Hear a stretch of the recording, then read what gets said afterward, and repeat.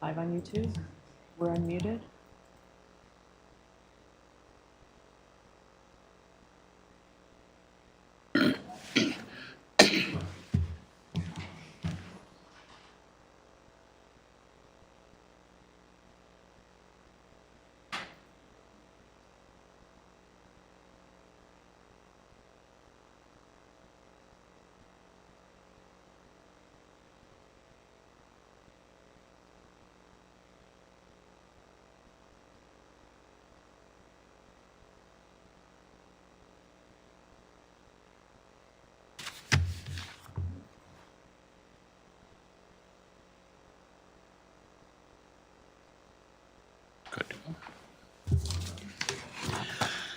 Good morning.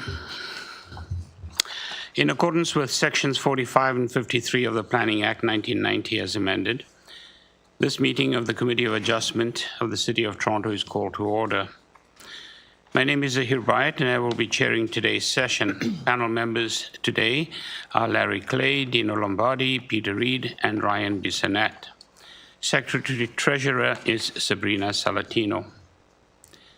We acknowledge the land we are meeting on is the traditional territory of many nations, including the Mississaugas of the Credit, the Anishinaabe, the Chippewa, the Haudenosaunee, and the Wendat peoples, and is now home to many diverse First Nations, Inuit, and Métis peoples.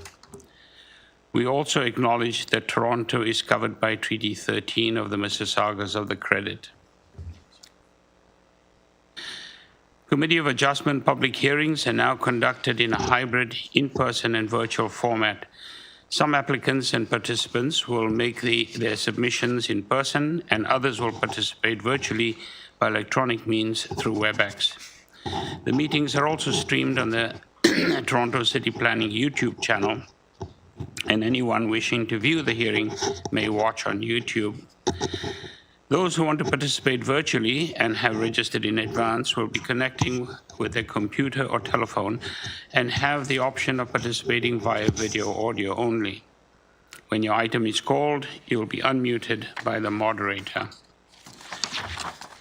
For both in-person and virtual participants, Committee of Adjustment staff will share presentations submitted in accordance with the written submission deadline. People attending in person today who want to receive a copy of the decision of the committee on an application must fill out a decision request card, and those participating virtually need to submit a written request for a decision by email. If you do not agree with the decision of the committee, you may be able to appeal the decision to the Toronto Local Appeal Body or, in some limited circumstances, to the Ontario Land Tribunal. However, the provincial government amended the Planning Act and generally removed rights of third parties to appeal Committee of Adjustment decisions.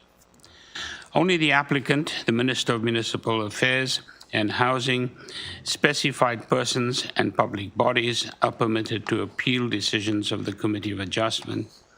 Appeal instructions are set out at the bottom of the decision of the committee. Today, I will call each item in the order listed on the agenda. Where an application is uncontested, the agent or applicant may proceed with their presentation if desired. When the committee does not require a presentation, applicants are to advise the chair should they wish to speak to the committee. The committee may ask questions and/or take the matter into committee for a decision. Each speaker, including the applicant, will be given a maximum of 5 minutes to address the committee. I will comment when you are reaching the 5 minutes. Any presentation or other materials you wish to submit to the committee must have been emailed in advance of the hearings. Staff and committee members cannot accept materials at the hearing. When addressing the committee, please clearly state your name and address. Please remember to confine your remarks to the matters outlined in the application. The applicant or agent will proceed first and will make a presentation to the committee on the application. Then individuals, either in support or opposed to the application, will be invited to speak. Generally, we first call on speakers in the hearing room and then those participating through WebEx. Committee members may ask questions of each speaker after they have finished their presentation. When all speakers are finished, the applicant or agent has an opportunity to rebut only those issues that were raised by the speaker. This will mark the end of the discussion. The application will then be taken into committee for a decision. Madam Deputy Secretary Treasurer, are there any minutes of the last meeting that require adoption? Good morning, Mr. Chair and panel members. Yes, the March 18th and April 1st minutes are ready for adoption.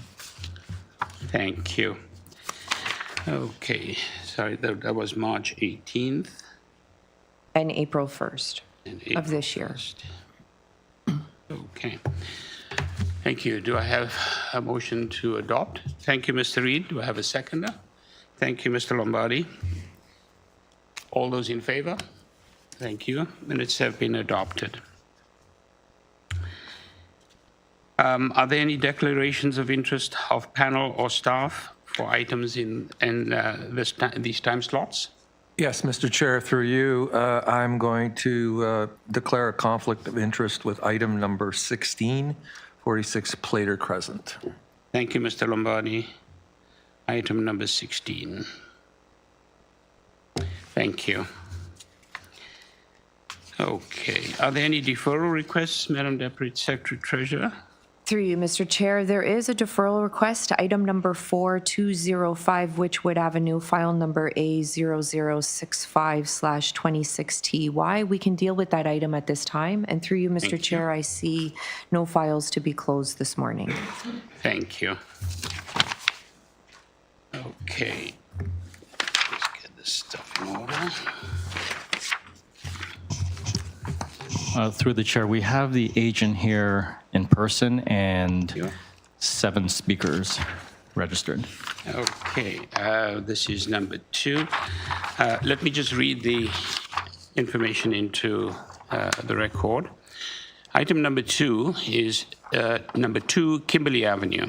Purpose of the application is constructed. Oh, I beg your pardon, I'm reading the wrong one. Ooh, thank you. Yeah. Okay. Sorry about that. Item number 4 is 205 Wychwood Avenue. Purpose of the application is to construct a new 3-story detached building, a houseplex, with a front covered porch, a side south ground floor canopy, front and rear 3rd-story balconies above the 2nd floor, a side south partially cantilevered 3rd floor balcony, front and rear rooftop decks above the 3rd floor, with 2 rooftop staircase access enclosures. Also to construct a rear 2-story detached ancillary building containing 1 laneway suite abutting the laneway, with an at-grade patio along the west portion of the building. There will be a total of 4 residential dwelling units on this lot, 3 dwelling units within the main building and 1 dwelling unit within the ancillary building.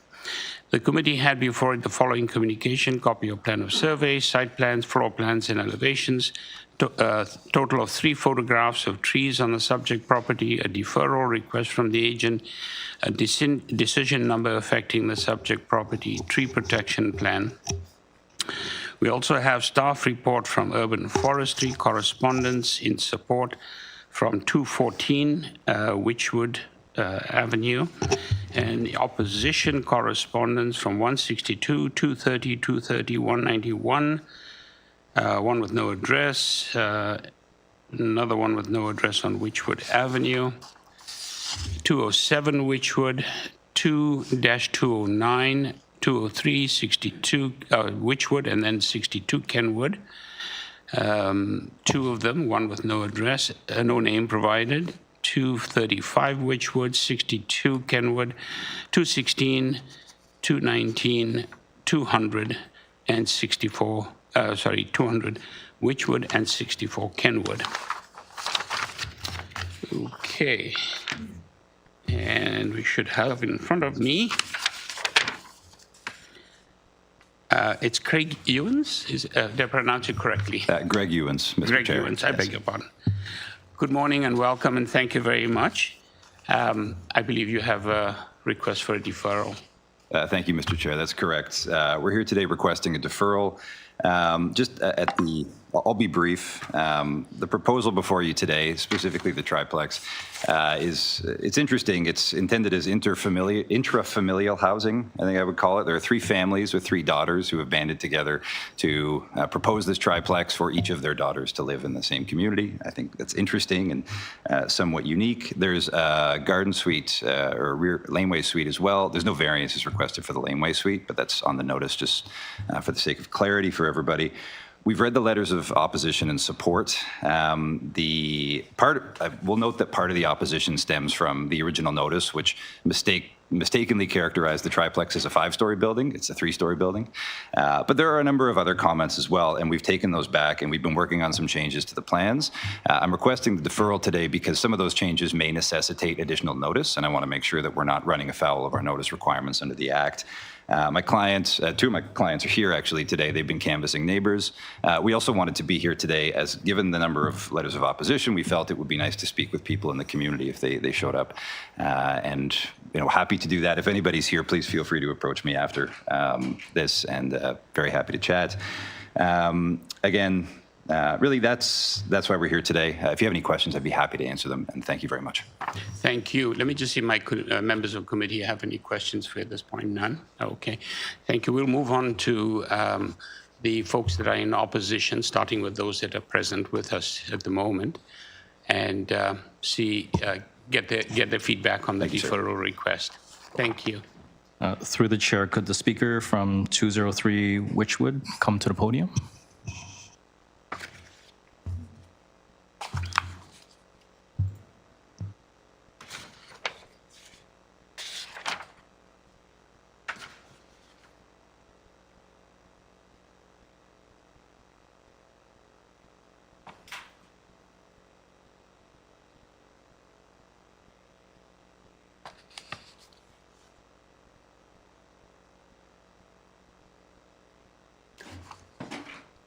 To your left. The one right in the middle. Thank you.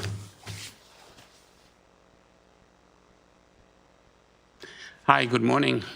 Good morning, committee members. Good morning. Before you begin, I'd just like to make an announcement to all those in opposition, both present and those that may be online.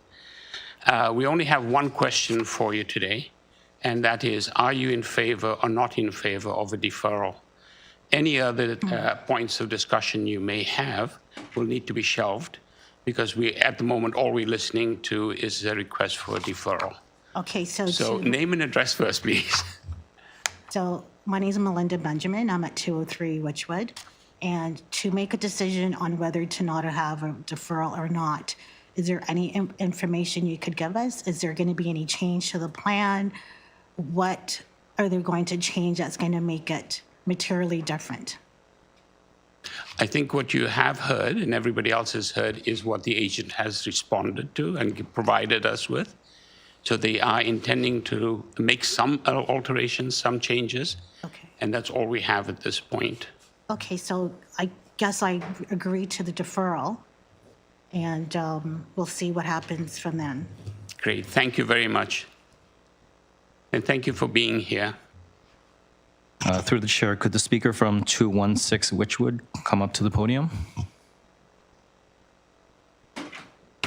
Good morning. My Hi, name's good morning. Michaelyn McDermott, and I live in a triplex at 216 Wychwood. I'm also the owner. I'm okay with the deferral, but as you know, I have very strong objections to this project moving forward. Thank you.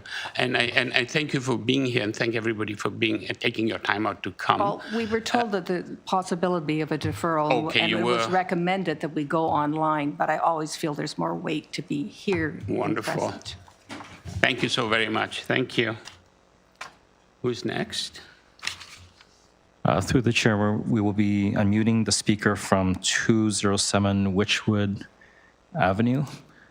Okay. Is that Mr. Silverman?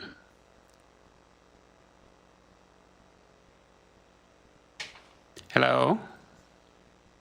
Hello, do you hear me? Yes, we can. Are you, name and address, please. Yes, Alan Silverman. I'm at 207 Wychwood. Thank you.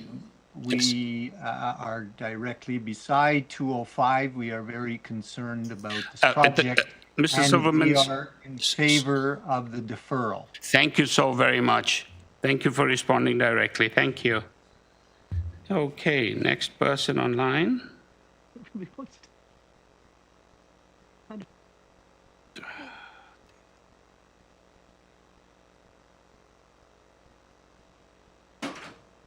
Through the chair, we will be unmuting the speaker from 200 Wychwood Avenue. Okay, that should be David Lampert. Hello, good morning. Hello? Hi, good morning. Is this Mr. Lampert? Yes, at 200 Wychwood. Thank you. If you could just state your name and address, I'm sorry, I stated it on your behalf. David Lampert, 200 Wychwood. Thank you. And are you in favor or not in favor of a deferral? I'm in favor, but want to know how we get updated information. Presumably there's going to be a new proposal, and how do we keep up to date with all that and are able to respond? Thank you. My understanding is that all participants and neighbors will be notified subsequently. Thanks. Okay, thank you.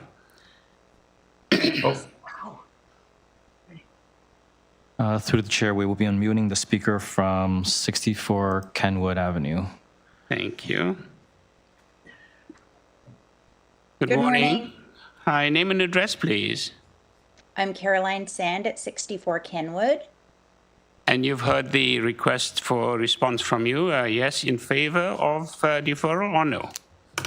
Yes, in favor of deferral. I would also suggest, having heard from the agent, I'm not sure who the representative was of the property proposal, but it sounds like they have taken to heart, to a certain extent, the number of objections from the neighborhood. And I would also take this opportunity to recommend that he could suggest a meeting of the neighbors. Thank you, Ms. Sand. Ms. Sand, thank you very much for that.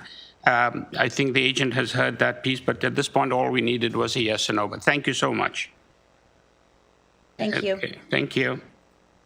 Through the chair, we'll be unmuting the speaker from 201 Wychwood. Yes, hello. Hi, good morning. Name and address, please. Good morning. My name is Miriam Fetterman, and I'm at 201 Wychwood.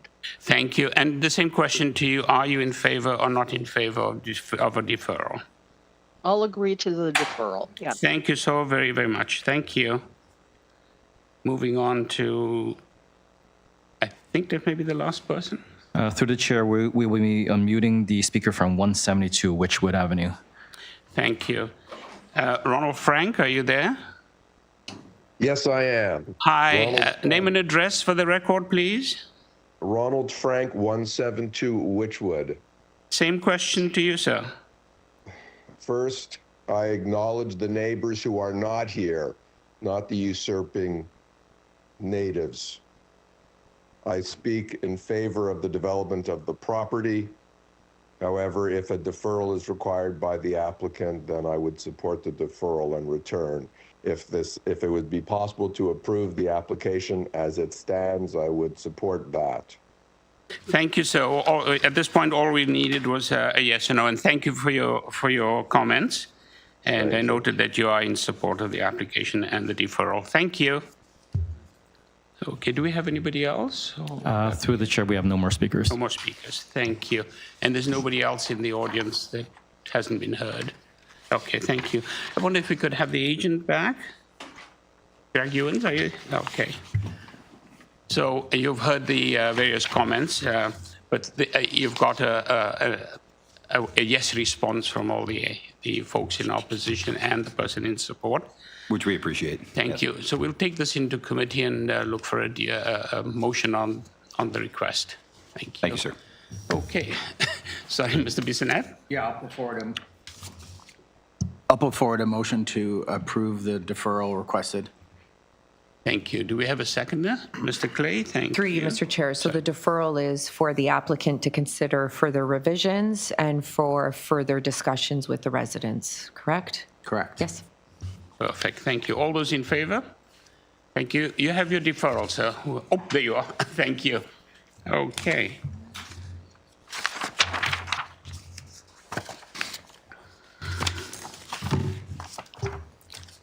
All right.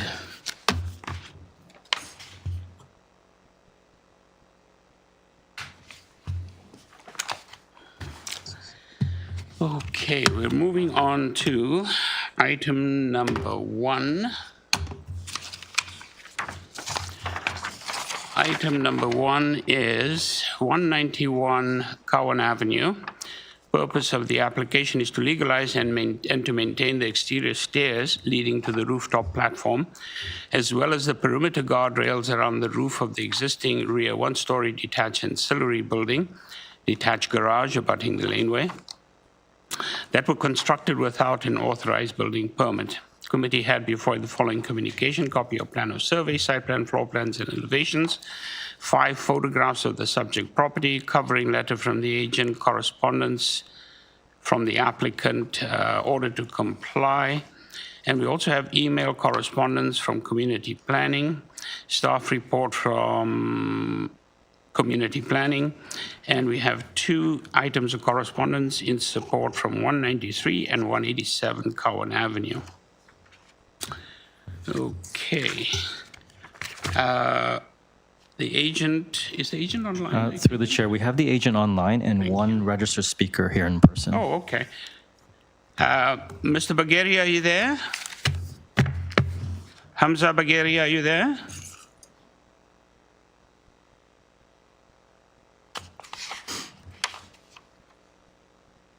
Yes, I don't know if you can hear me. Yes, we can perfectly, thank you. If you could get your name and address, please. Yes, good morning. My name is Hamza Bagheri, and the address is 191 Cowan Avenue. Thank you. We will require a presentation because I believe we have one person in the audience here who I believe may be in opposition or needs to speak. Through the chair, the speaker here in person is in support. Oh, in support. Okay. Let me just see if my colleagues have any questions for you. Chair, there's a planning report on this one. I think we might want to hear from the applicant. Oh, that's true. There is a planning report. I take it, Mr. Bagheri, that you may be aware of it? Yes. Could you just respond to that?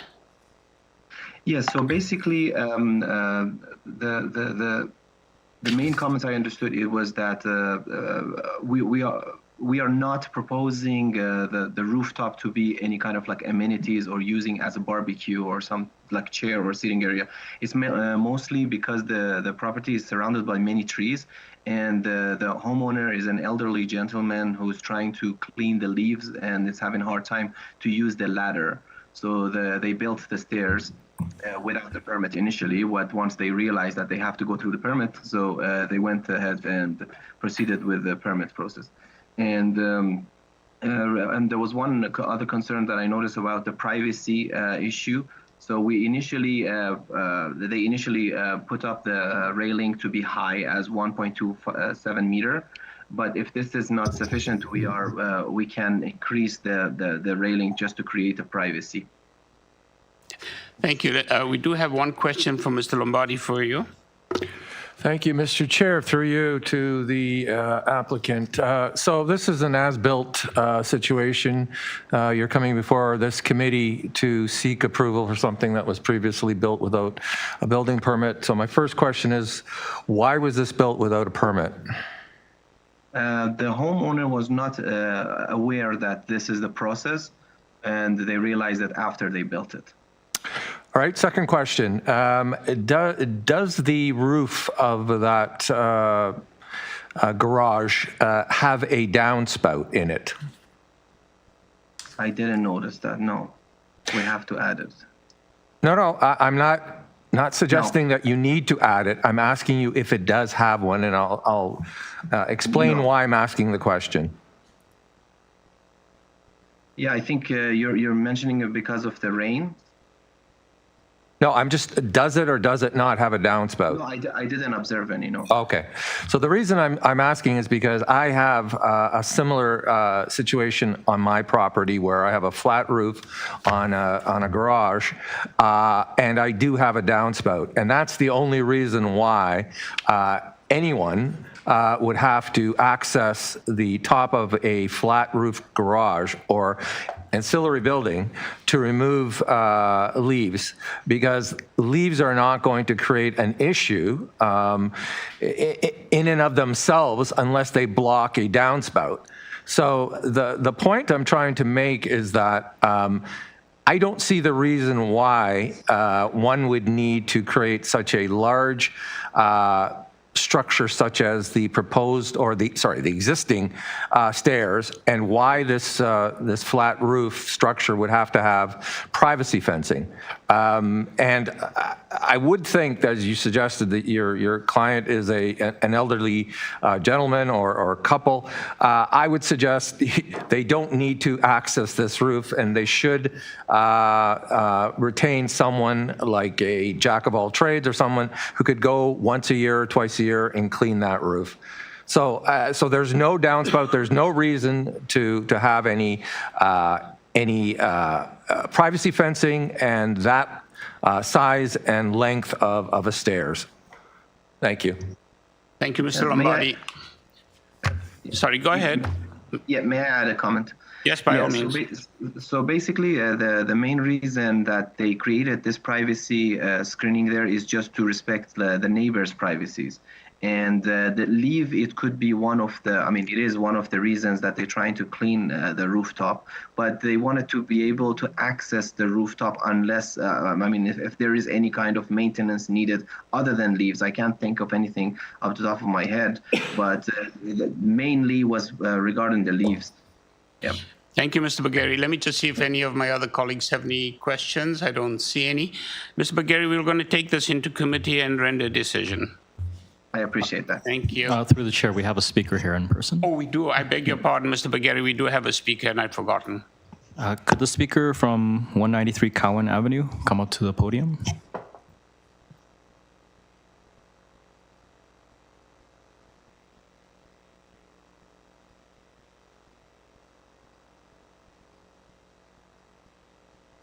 Good morning. Welcome.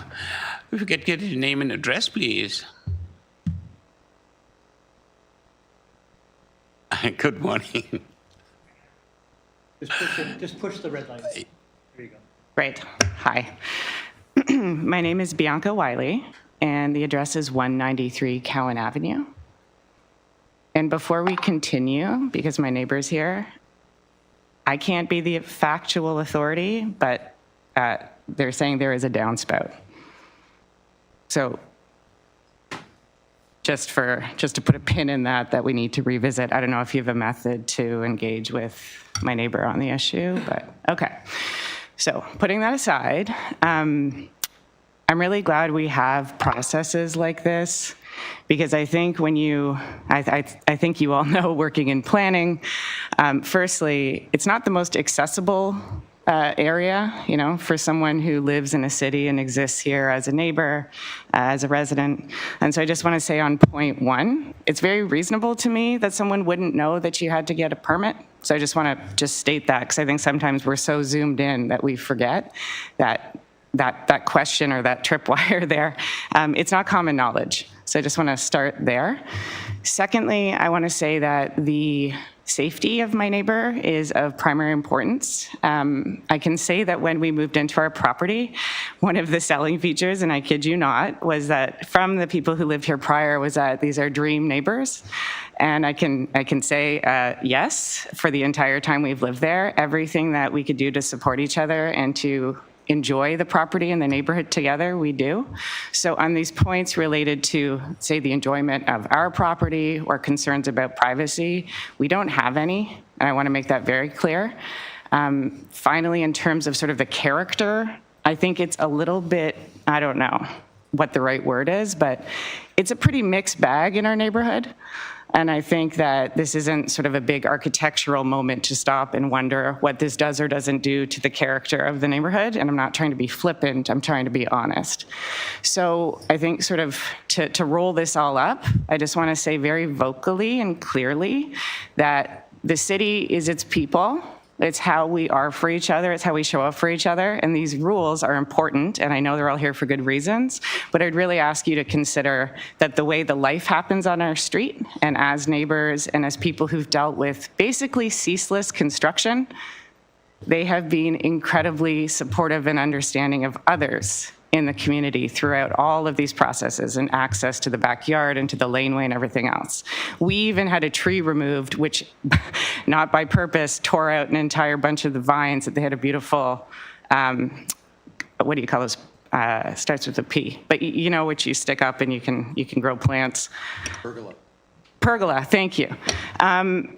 We destroyed it by accident, and honestly, just no animosity, just understanding that this is the way that things happen sometimes, right? So on that level, I just hope you can hear that this is a family that, as a neighbor and just as community members, if this is a thing that they think needs to be there for their enjoyment and for their existence, in full support. And I also think we need to remember the spirit of the purpose of these rules, so that we can be together as safely as possible and enjoy our space together as neighbors.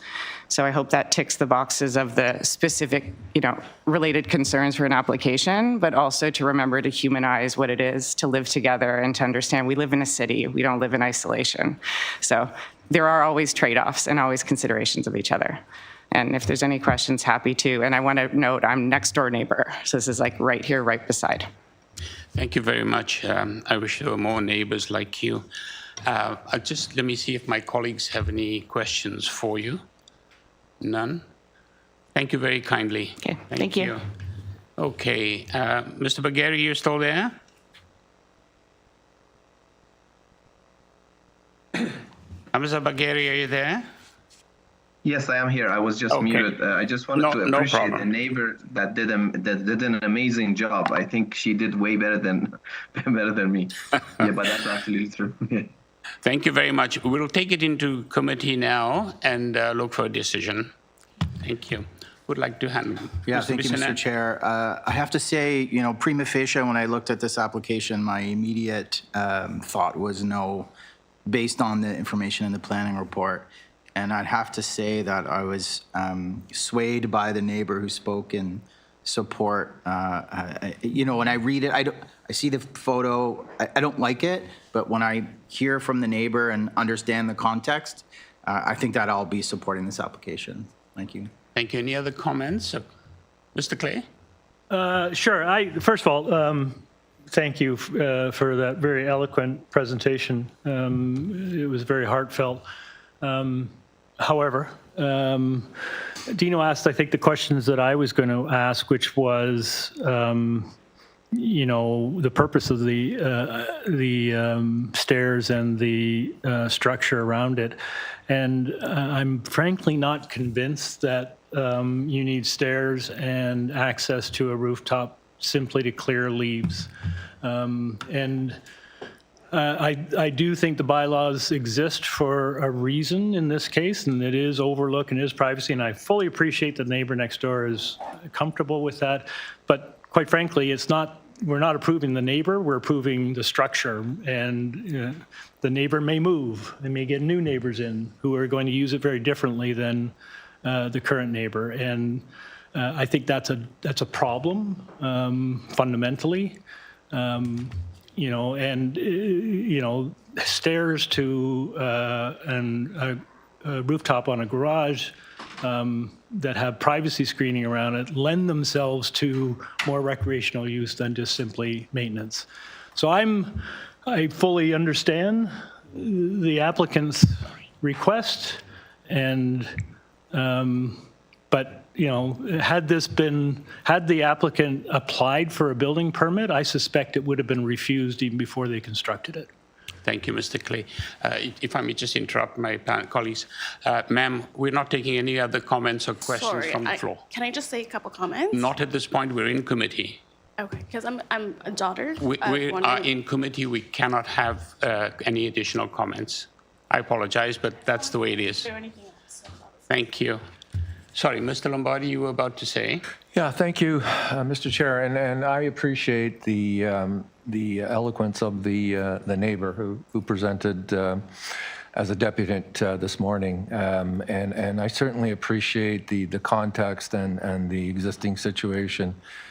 Having said that, I have to be consistent in my comments, and first of all, as an as-of-right built situation, I don't look favorably on applicants that come before this committee, generally speaking, having built something without a building permit. I acknowledge, as the neighbor indicated, not everyone understands the process or knows that a building permit is required. But beyond that, I just look at the structure, and I make a note that on the site plan drawings, the item is indicated as a garage rooftop. And so that, to me, suggests that it's more than just a platform used for clearing leaves occasionally. The other point is that there is privacy screening, and the applicant has indicated that that is to mitigate overlook and privacy. And again, that's not the requirement for a platform where occasionally, maybe twice a year, 3 times a year, someone will go up on the roof to clear the leaves. And I understand that there's a downspout, so you have to keep that clear, as I experienced the last couple of days when we have a lot of rain and you know, spring and fall. But I also understand the comments from from community planning. Variance 1 indicates this is not permitted, and so I have to agree with my colleague, Mr. Clay, that I cannot support this from given our mandate at this committee. Thank you, Mr. Lombardi. Mr. Reid, any comments?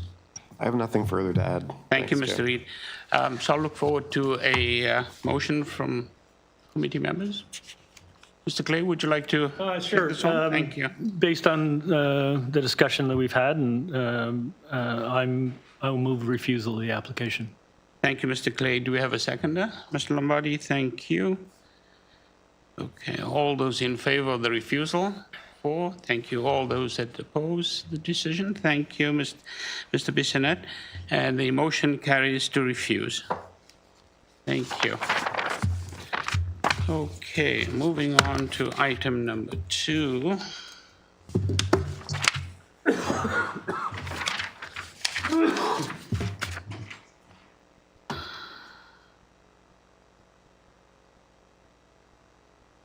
Item number 2 is 2 Kimberley Avenue, and the purpose of the application is to construct a new 4-story detached dwelling, a houseplex, with front porches, stairs, rear porches with stairs, front and rear 2nd and 3rd story balconies, and front and rear 4th story terraces. Also to construct a new 1-story ancillary detached building, a 2-car garage in the rear yard abutting the laneway. There will be a total of 4 residential dwelling units on this lot. The committee had before it the following communication: copy of plan of survey, site plan, floor plans, and elevations, 2 photographs of the subject property, an arborist report, presentation materials from the agent, staff report from urban forestry, correspondence in support from 2165A-4 Gerrard Street East, and also a form letter in support signed by owners and occupants of 14 Kimberley Avenue.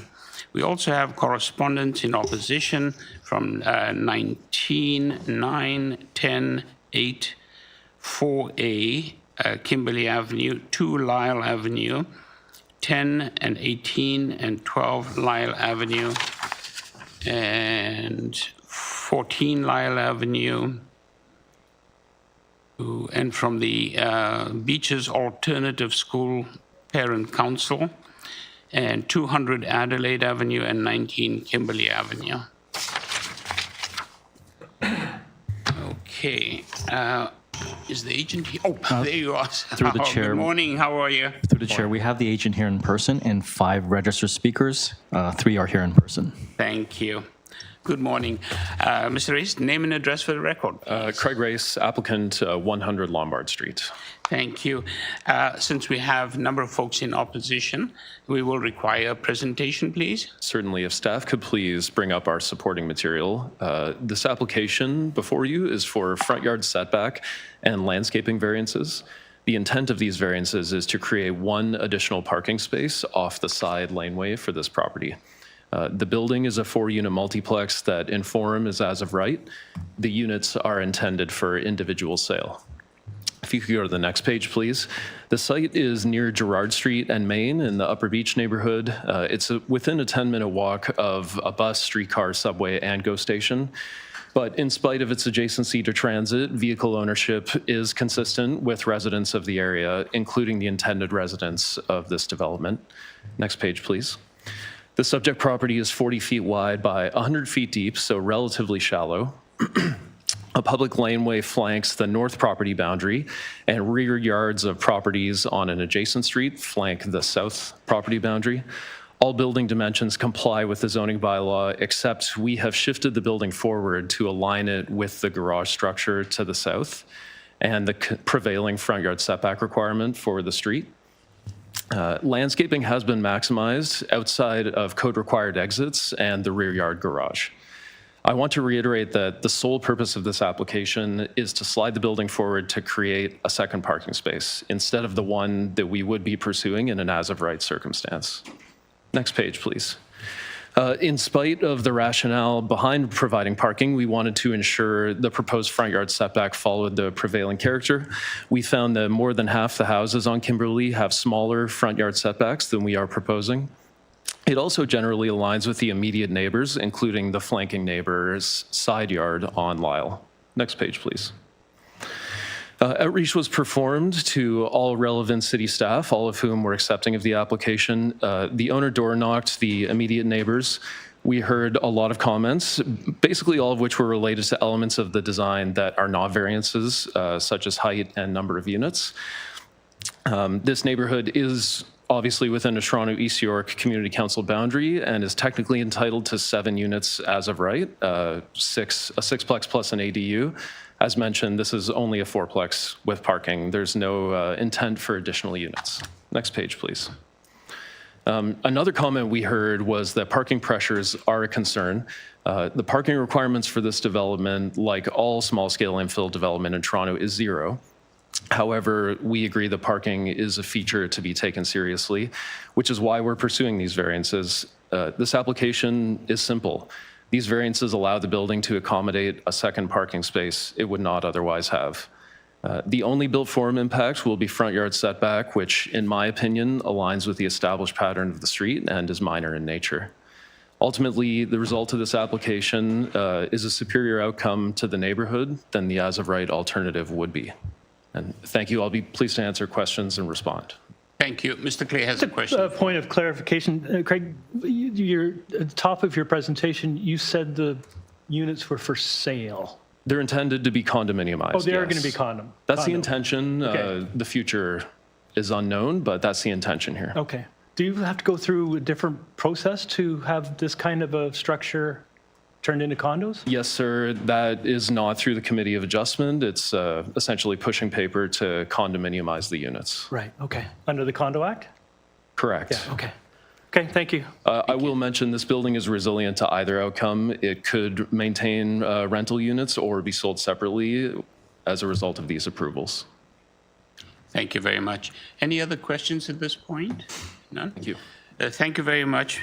Mr. Rees, we'll listen to the folks in opposition at this point. Through the chair, could the speaker from 10 Kimberley Avenue come up to the podium?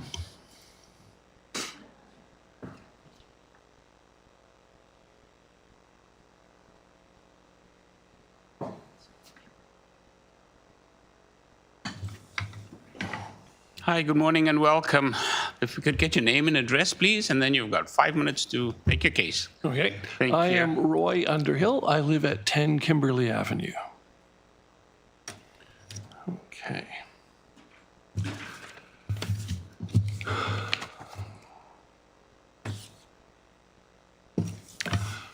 Ready. Good. You're ready to go. Okay. Thank you. The first thing on the list of things I would like to mention is that we're only being asked to comment on 3 requested variances. And it seems to me this is a very incomplete list. And I would think that the building would need all of its variances approved before it goes ahead. As an example of one that was missed, I would note that on page A02 of the plan, the overall lot length is 30.48 meters, 100 feet is said. Page A03, the overall length of the building is 18.45 meters, not 17. It says so right on the drawing. And according to the bylaw, it's only allowed to be 17 meters long. So the building is 1.45 meters too long, and this does not appear anywhere in the requested variances. So I think the list is incomplete. And I think the application should be reviewed by some kind of unbiased city staff to see what the list of variances should have been.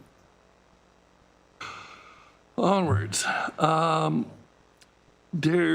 I don't believe the variances requested are minor.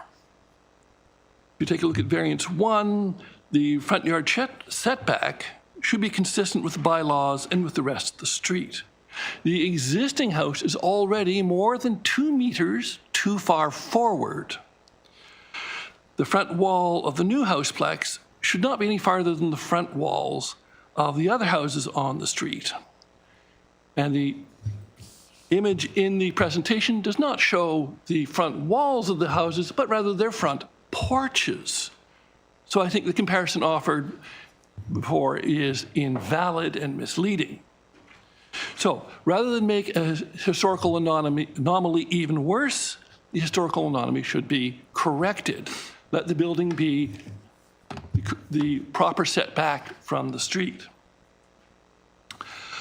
Next is the softscaping. Is this, for the front yard, is this minor or not? They're basically talking about having an incredibly small front yard and breaking it up into very, very small pieces, making it the effect of the greenery even less. And the only way they get that is by putting the bin storage on the road allowance. If they put the bin storage on the property, then there would be a totally unacceptable front yard softscaping. So I think the front yard softscaping is not a minor variance and should not be permitted. Next is the rear yard softscaping, which again I think is not minor. They've made the backyard very, very, very small and then occupied some of the garage and are saying that, well, the amount that's still green is a small fraction of the overall backyard. In fact, the basic point is that the backyard is way too small. So I think that the rear yard softscaping is also not a minor variance. It's disguising a bigger problem. Next, there's the question of the civil infrastructure for the area. There is already inadequate surface drainage. The south end of Kimberley Avenue floods every time it rains. By putting a bigger roof and hardscaping, they're making that matter worse. So this is the reason not to approve the building. The sanitary sewer, which is fed from Kimberley Avenue onto Lyle, is already inadequate, does not drain properly, and smells badly in a fecal manner every warm day. So I think there has not been sufficient preparation in terms of civil infrastructure for such a building. It just exceeds the available capacity. And as to stakeholder outreach, as far as I can tell, only one stakeholder who actually lives there was reached. So saying that they tried to reach all the others means that they did an inadequate job. So I am not at all sympathetic to the claims of stakeholder outreach. Privacy, fire safety. Just to remind you, you have 30 seconds to go. Thank you. Thank you. All right. I'm sure the issue will be brought up by later speakers, but I would point out that the image at the page 1 and 6 of the presentation shows a building that is at least a full story taller than any other on the street. So that image, when it compares to the one beside it and implies they're similar in size, I think is also misleading. Thank you. Thank you very much for your presentation. Mr. Clay has a question for you. Thank you very much. You've raised a number of issues. I note that you're 2 or 3 houses down from this property. Yes. You didn't really speak to whether there's a direct impact on you from this development. What would you say is the direct impact on your property?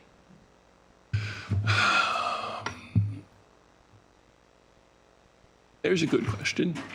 I'm not sure what you will allow it by way of direct impact. It's not like I expect to be excessively shaded by it or that my backyard privacy will be particularly badly affected. I think those of my neighbors will be. So you're speaking more on the behalf of your neighbors than your own property? Okay, that's all I really wanted to check with you. Thank you, sir. Mr. Lombardi has a question for you as well. Thank you through you, Mr. Chair. So first of all, thank you for coming down and speaking today. I'm very familiar with this neighborhood. I actually grew up in the neighborhood. I went to the schools right around the corner, both elementary and high school, and I visited this neighborhood over time. I also I visited the site, I've walked the neighborhood. I wanted to specifically ask you, you made a couple of comments in your, initially in your deputation. You talked about the city having missed variances, in your opinion, but you made a comment that you would like an unbiased, quote unquote, city building department examiner to review this. You realize that the city examiners are unbiased? Of course. Okay. That's why I would choose them. Okay, right. The second thing you talked about, the length of the building and the information on drawing A0.3 and A0.2, and you talked about the 18.45 meter length of the building. Again, I know you're a lay individual, but I think what you're referring to is a different measurement. That's called the building depth, which is measured differently in the zoning bylaw than building length. Building length being the front wall to the rear wall, whereas building depth is a different measurement altogether. So I just wanted to clarify that and point that out for you. Even though you're absolutely correct in the sense of what you indicated as the measurement shown on the drawing. Could you clarify for me, please, Sure. that how a building depth of 17 meters is measured in this case? Well, I'm not the planning department and I'm not the zoning examiner, but So what I'll tell you is that I suspect there is still something to be looked at. there's likely a different performance standard in zoning bylaw for I look forward maximum to hearing. building depth and maximum building length. So I'll leave it at that. And thank you for your attendance today and your deputation. Thank you very kindly. And the agent should be able to hopefully respond to some of your concerns, if not all. Thank you. Through the chair, we'll call up the speaker from 8 Kimberley Avenue.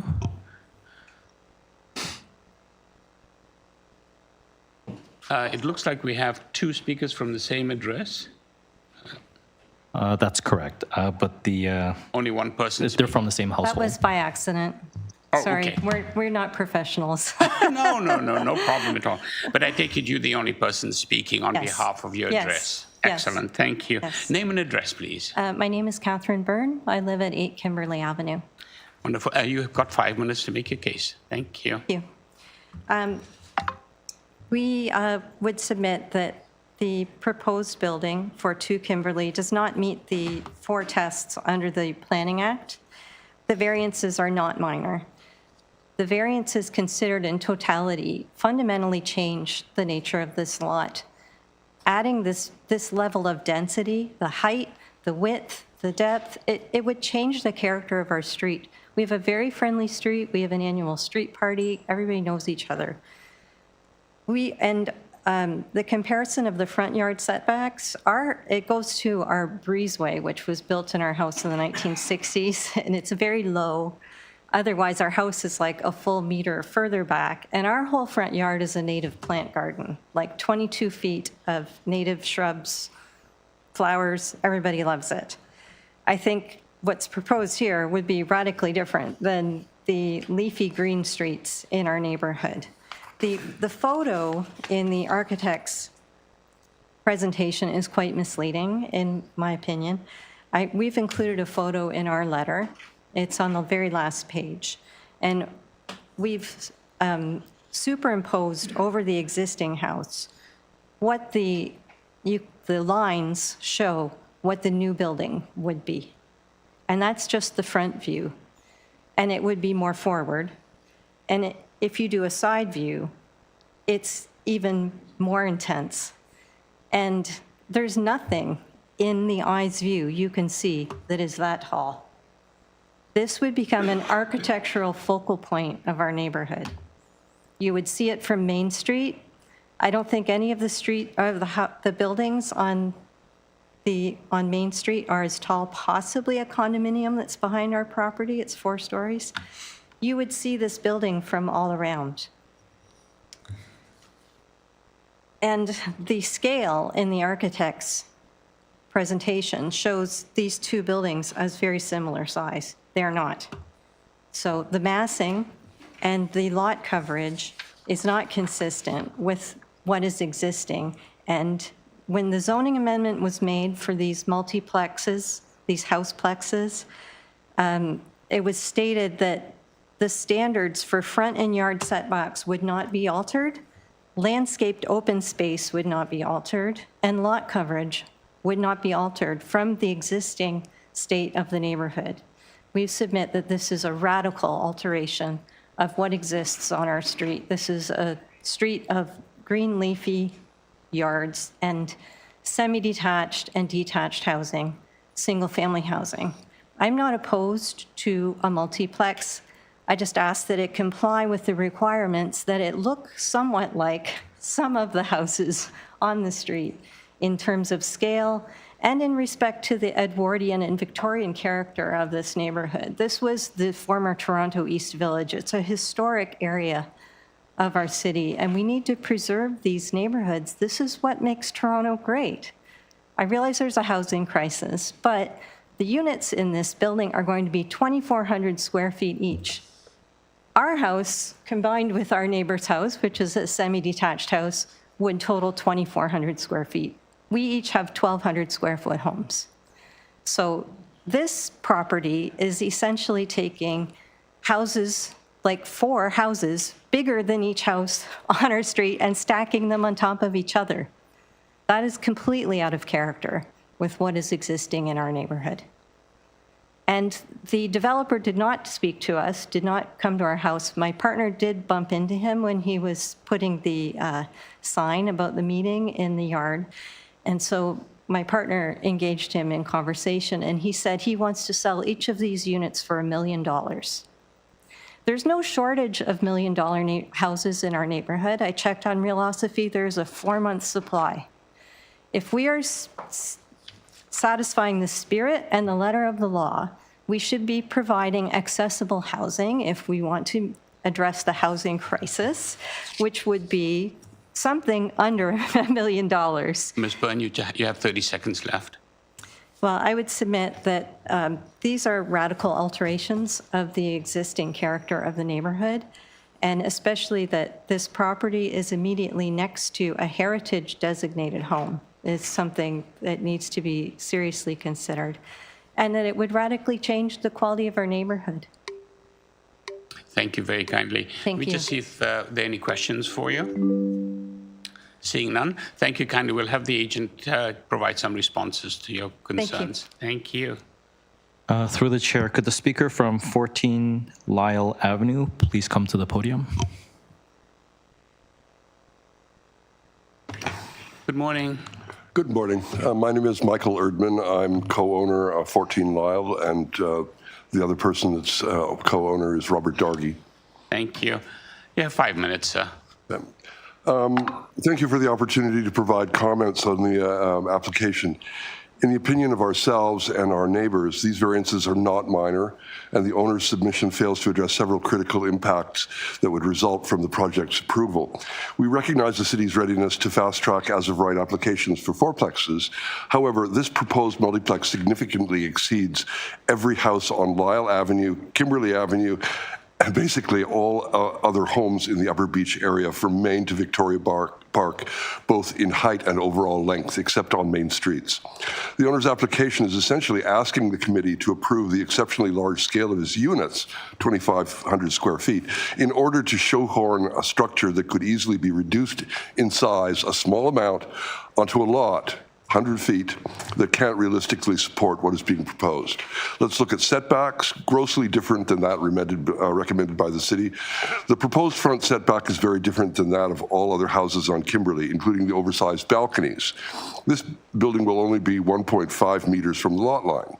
The balconies on floors above the first will not be stepped back as per the zoning requirement. The sheer size of each balcony will adversely affect the privacy of neighbors and not just those on either side. We're talking about 4-meter deep balconies. The issue of privacy will also be exacerbated by the very large number of windows on the side elevations. In the existing house, there are only 3 relatively small windows consistent with bylaws. So 4 households instead of 1 is surely going to increase noise and inhibit peaceful enjoyment of our yards. The rear of the proposed building extends much further than all other houses on Kimberley, impacting light and air. In winter, folks across the laneway are not going to see the sun essentially from October until April. The negative effects of overall reduction in soft landscaping due to the proposed footprint versus the existing home and garage will be exacerbated by allowing a further reduction to accommodate variances. Kimberley Avenue, water flows from Swanwick down to Lyle.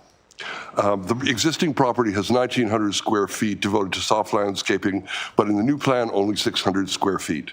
And a significant portion of the front yard landscape is covered by balconies, which they're not permeable. So you're not going to get a lot of drainage in those areas. So, you know, percentage-wise of a minuscule amount is still a percentage of a minuscule amount. Reducing the soft landscape in the rear of the property by almost a third, from 50% to 36%, will likely cause flooding on my property and the properties to the south, my neighbors. The proposed postage stamp size landscaping will not be able to absorb the large amounts of rainwater collected and shed by such a large structure. Kimberley is already experiencing flooding in the street and on the east side in yards after major rain events. And to my knowledge, the city has been out to repair flood damage several times over the past couple of years. The other thing I'd like to mention is heritage designation of Lyle Avenue. The western 2/3 of Lyle Avenue is a protected heritage district. The terms of reference for Lyle Avenue, as stated in provincial legislation, indicated that new buildings on adjacent properties must be consistent with those on Lyle.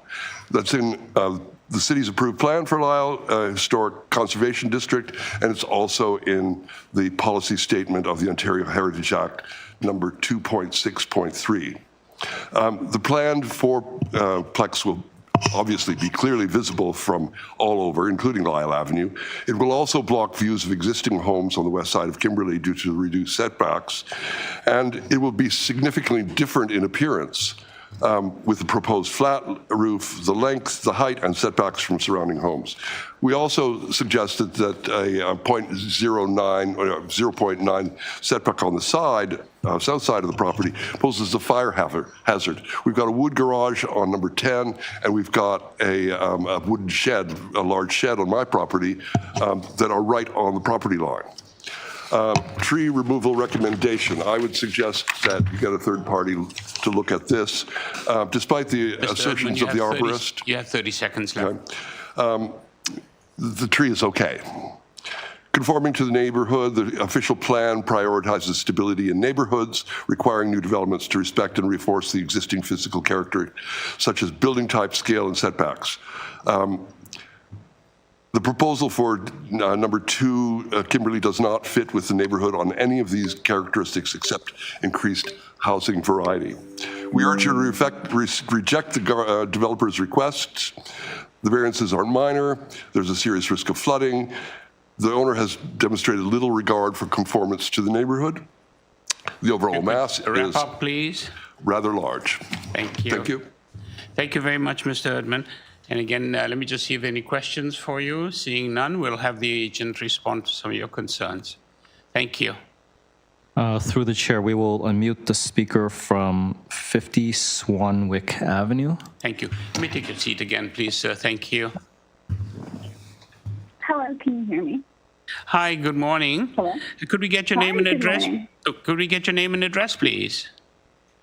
Yes, my name is Amanda Marcella. I'm at 19 Kimberley Avenue, and today I speak on behalf of myself as the chair of Beaches Alternative School Parent Council, as well as the entire Parent Council. Thank you. You have Beaches 5 minutes. Thank you. Beaches Alternative School is housed with Kimberley Public School at the corner of Kimberley and Swanwick Avenue, and today we are expressing our strong opposition to this proposal.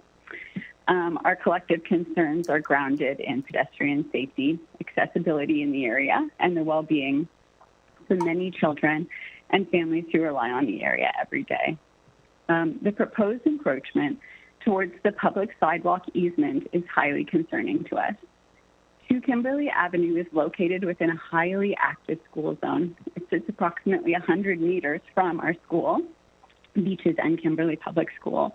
It also sits 100 meters from St. John Catholic School, East Toronto Village Children's Center, the Centre 55 Daycare, and a few others.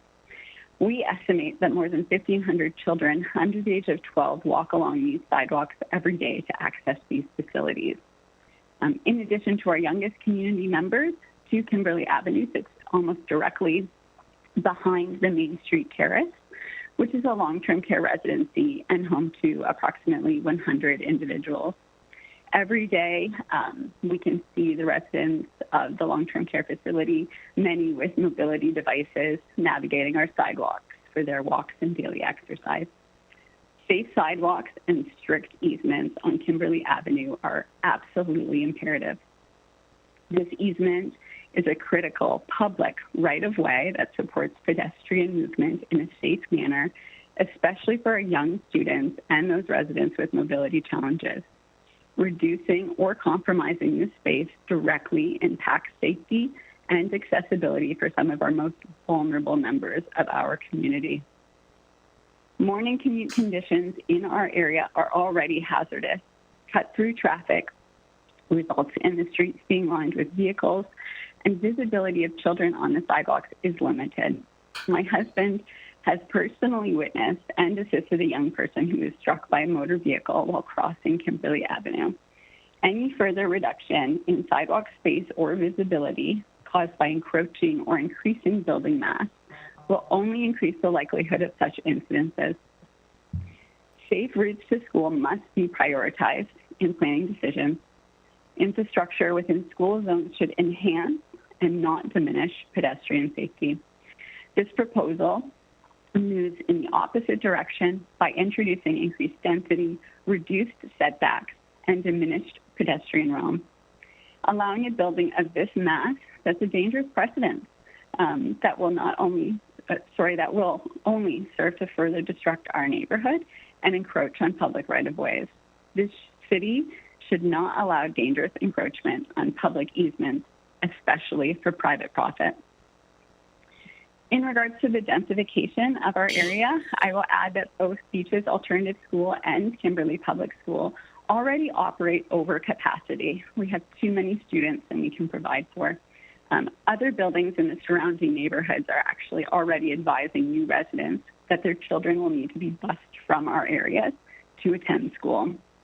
The infrastructure in this neighborhood cannot support this increased densification. We respectfully urge the Toronto City Planning to reject this proposal. We also request that the city please prioritize developments that respect public space, protect safe routes to school, and reflect thoughtful integration within existing neighborhoods. Thank you. Thank you very much. Let me just see if any of my colleagues have any questions for you. Seeing none, we'll have the agent respond to your concerns. Thank you. Thank you. Through the chair, we will unmute the speaker from 18 Lyle Avenue. Good morning. Good morning. Ms. Griffin, could you get your name and address, please? Yes, my name is Sheila Griffin, and I am at 18 Lyle Avenue. You have 5 minutes to make your case. Thank you. Thank you very much. I am the homeowner immediately to the south of 2 Kimberley Avenue. I sent in my letter of objection, but would also like to expand on a few of my concerns. The requests for minor variances are what we're considering today, and according to the Committee of Adjustment Participant Handbook, minor is defined not only as the size of a change, but how it will affect neighbors, the neighborhood, and the city, and ultimately whether there is any unacceptable adverse impact. The proposed development will have significant unacceptable adverse impacts on the neighborhood with respect to decreased green space, flooding, increased laneway traffic, and the negative streetscape impact of a 4-story dwelling into a neighborhood which has no buildings of this height. 4 stories are typically found and should only be found on main streets: Gerrard, Danforth, Kingston Road, etc. Kimberley Avenue is not a main street and therefore an inappropriate use of the land. Proposed front yard setbacks should be consistent with other houses on the street. The proposed front balconies will extend beyond the requested setback and will bring the front face of the building closer to the front lot line, creating a look that is inconsistent with the streetscape. The front setback, including balcony depth, should be at the same setback as neighboring properties. I'd just like to point out also that it's not relevant that it's in line with the garage of our property, which is on a different street. Reduction in front yard and rear yard soft landscaping will have the unacceptable adverse impact of extreme risk of flooding to both properties to the south, myself and 14 Lyle.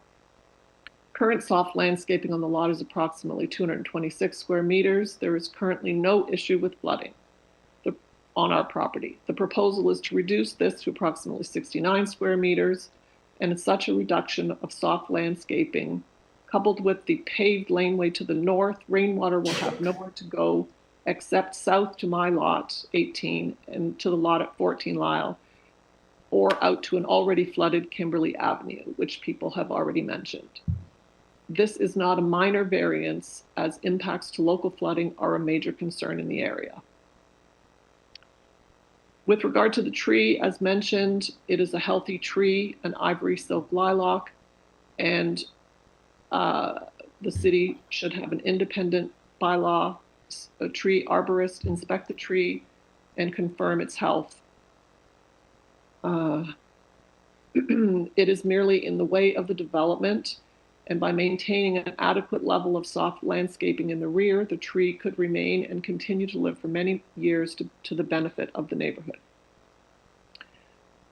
According to the city's official plan, Land Use Plan Map 21, published in December 2025, the property in question is zoned yellow, meaning neighborhood.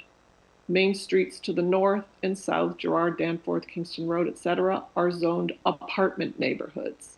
And this is where this type of development belongs, not within a land designated by the city as a neighborhood.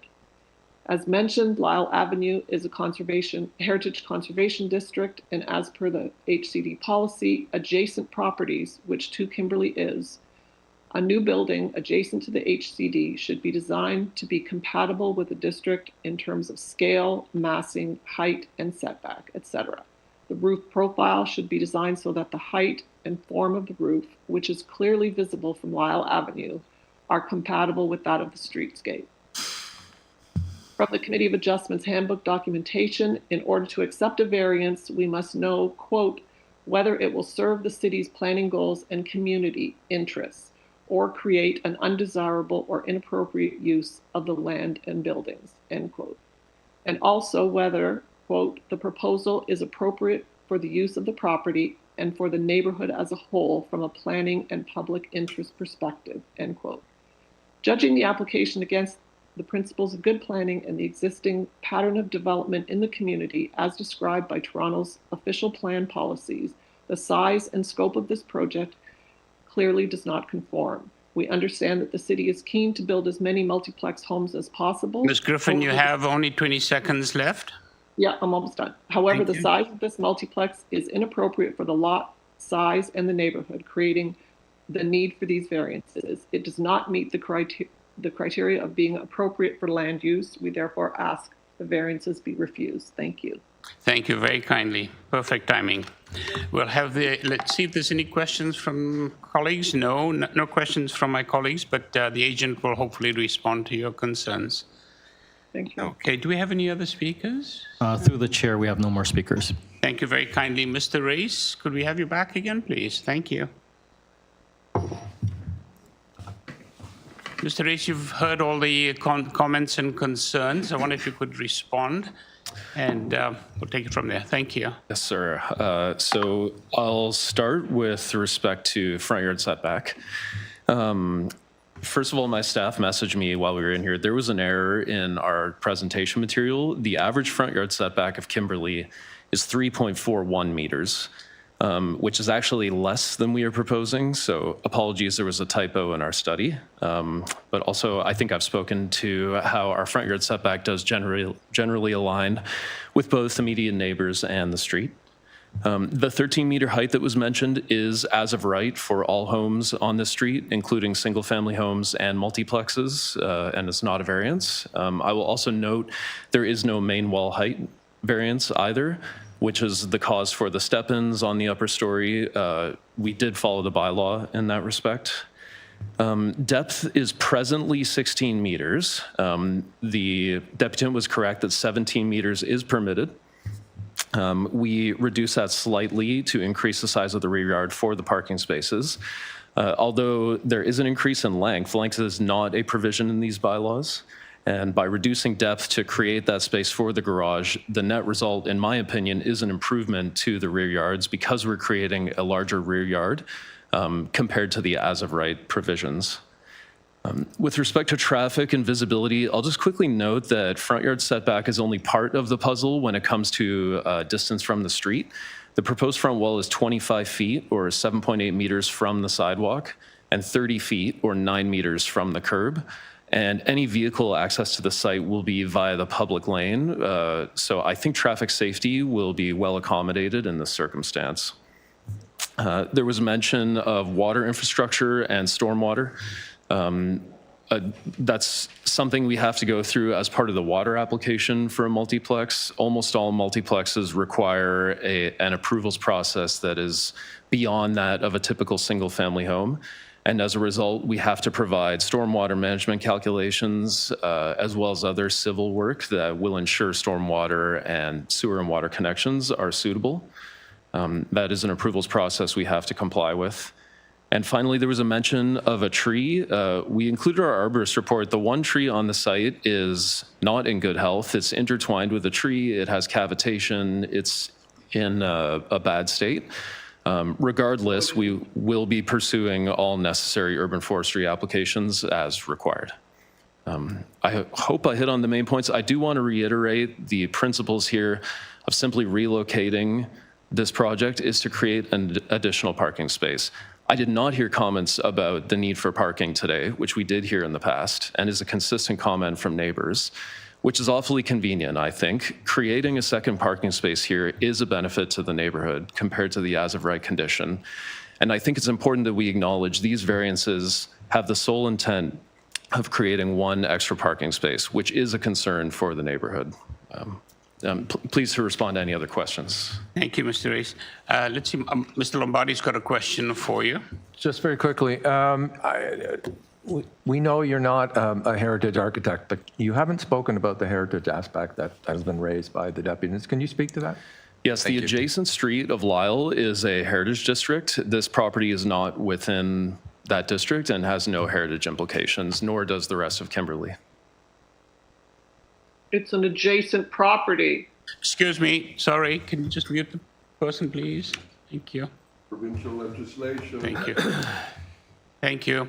Mr. Race, let's see if there are any other questions. Mr. Sorry, Clay. Mr. Clay, thank you. Just want to talk about the landscaping issues. So little light in the front, little light in the rear. Looking at the configuration on the site plan, it looks like in the rear you're pretty much maxed everything out that you can. There are walkways, but it doesn't look like they're significant, right? That was our intention. We essentially limited any non-landscaping elements to the garage and to code-required exits. There's no paving or patios beyond that. Right, and the drainage for the garage will presumably have to discharge onto your own property somewhere, right? It will have to be self-contained, yes. Right. And just looking at the front yard, you're a little light there, but I note the property line is pretty close to where you're proposing to have the facade, but there is a municipal boulevard in between the property line and the sidewalk. And what's your proposed treatment for that area? As you can see in the site plan, the soft landscaping will extend as much as possible. So there will be more soft landscaping than is just on the site. Front yard is also, excuse me, very close to compliant. It's only 2 meters squared out of the requirement. But I just would note that your plan anticipates additional soft landscaping in the front on the municipal boulevard. Correct. Okay. Thank you. Thank you, Mr. Clay. Any other questions, concerns? No? Thank you. Thank you, Mr. Rees. I think one, without disparaging any of the folks in opposition and their concerns that people have raised, what we as a committee have before us are essentially 3 variances. The structure itself is as of right, and all we have are the 3 variances that we have to address. And I think those are the concerns before us. So since I don't see any other questions from my colleagues, we'll take it into committee and look for a decision. Thank you. Okay, colleagues, who would like to begin? Mr. Bissonnette? Yeah, I'm happy to. Okay. And you kind of stole my thunder a little bit, Mr. Chair. I'm sorry, I apologize. We're here to consider 3 variances. One is front yard setback, one is landscaping, and well, two are landscaping. And I just see no reason to oppose these particular variances. You can debate and discuss design and a bunch of different other factors, but I take it at face value. These are 3 variances. They're minor. The rest of the concerns being brought up, I respect them and I appreciate them, but these 3 variances, which is what we're here to consider, I just see no reason to oppose them. Thank you. Any other thoughts? Mr. Reid? Thanks, Chair. Yeah, I agree. I was actually surprised seeing this application. I thought there'd be more variances, right? It's a large building, and the fact that it's being designed to really satisfy all the built form setbacks and height, and that's, I think, commendable by the architect. And I understand that for the neighbors, for the neighborhood, this is a significant departure, and it's not going to look like what's there, but this is what the city is looking for in terms of a planned future kind of context of the neighborhood. And I think that that's going to take some getting used to. And I was concerned about the front yard setback, but I think that it's kind of, the impact of it is less because on one side it's a garage and on the other side is a laneway. I think it would be different if this were in the middle of a block, I think. But the fact that it has that kind of buffer on both sides, I think lessens that impact. And then the other 2 variances are, I believe, minor in terms of the landscaping. So I'll support the application. Thank you, Mr. Reid. Mr. Lombardi? Yeah, thank you, Mr. Chair. I do agree with my colleagues, and I appreciate all those who came out to speak today. As I said, I walked the neighborhood. It's interesting. It's an interesting context because if you walk the extent of that short laneway from the curb to the rear, there are 2 or 3 homes that actually have frontage at the end of that laneway. So it's a really interesting dynamic there, but. I look at the property. It's a 40-foot wide frontage.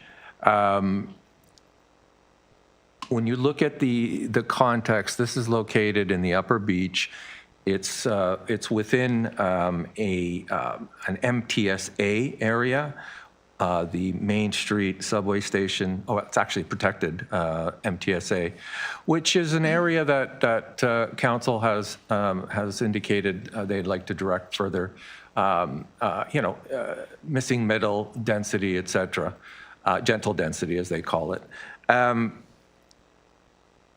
In looking at our mandate is, do the variances meet the 4 statutory tests in the Planning Act under subsection 45(1)? And when you look at the proposal, first of all, the EHON initiative that the city has introduced talks about multiplexes and talks about the fact that there are certain exemptions in section 4.1.5, which is a neighborhood designation section, that allows multiplexes that would not normally be considered previously as a prevailing building type. And that's done on purpose to allow these kinds of built form to be introduced into what are designated neighborhoods in the official plan. So having said that, generally speaking, I think this maintains the general intent and purpose of the official plan to introduce new housing forms and more housing stock of a different type in neighborhood areas. The zoning bylaw has performance standards, and I think all 3 of the variances, in my opinion, based on our mandate, are minor. The variance number 1 is actually not 6 meters anymore. That's not the required setback because of OREG 257-25, which the province introduced and is in full force and effect. It actually has reduced the required maximum setbacks, side yard setbacks. So in fact, it's less right now. And also the other 2 variances, again, when we look at front yard and rear yard soft landscaping, the actual cumulative of those 2 is actually smaller than one would think when looking at the numbers and the variances. And this applicant will introduce additional front yard landscaping to sort of offset the rear. So having said all that, I think the 3 variances individually and cumulatively do satisfy or meet the 4 statutory tests. So I'm prepared to support this application. Thank you, Mr. Lombardi. Just from my perspective, I always come back to what are the variances before us and what are we being asked to weigh. And I do find the first 2 variances 1 and 2, to indeed be acceptable and not major. And I think the agent noted earlier that the average front yard setback is something like 4 points, something or the other. I can't remember the exact numbers. So that's another mitigating factor. I do have concerns with variance number 3. And funny enough, I was thinking about this application and others as I was preparing for today. And then early this morning and yesterday, we had these tremendous thunderstorms and tremendous downpour. And so I always have concerns with the reduction in soft landscaping. So I do have concerns about the soft yard, rear yard soft landscaping request. But having said all of that, I think in totality, and the fact that any drainage will have to be mitigated such that drainage is on the property, I think this will be an acceptable application, so I'd be willing to support it as well. So I'll look forward to a motion from my colleagues and see who would like to put forward a motion. Mr. Reid? Sure. Thanks, Chair. For the reasons we've all discussed, I believe this is a supportable application. I'll move approval, subject to urban forestry condition 3. So if I Peter, I was just looking at the plans. Do you think there's a need for screening on the rear balconies? Thank you, Mr. Clay, for catching it. I wrote it down and I forgot to mention it. Just struck me, particularly the houses on Lyle. Right. There's a bit of an overlook issue. That's true on the south side. Yeah. So could we Would you be Yeah, okay with I'm doing fine that? with that condition, yeah. Yeah. Thank you, Mr. Clay, for catching that. I'll second that, Chair. Thank you, Mr. Clay.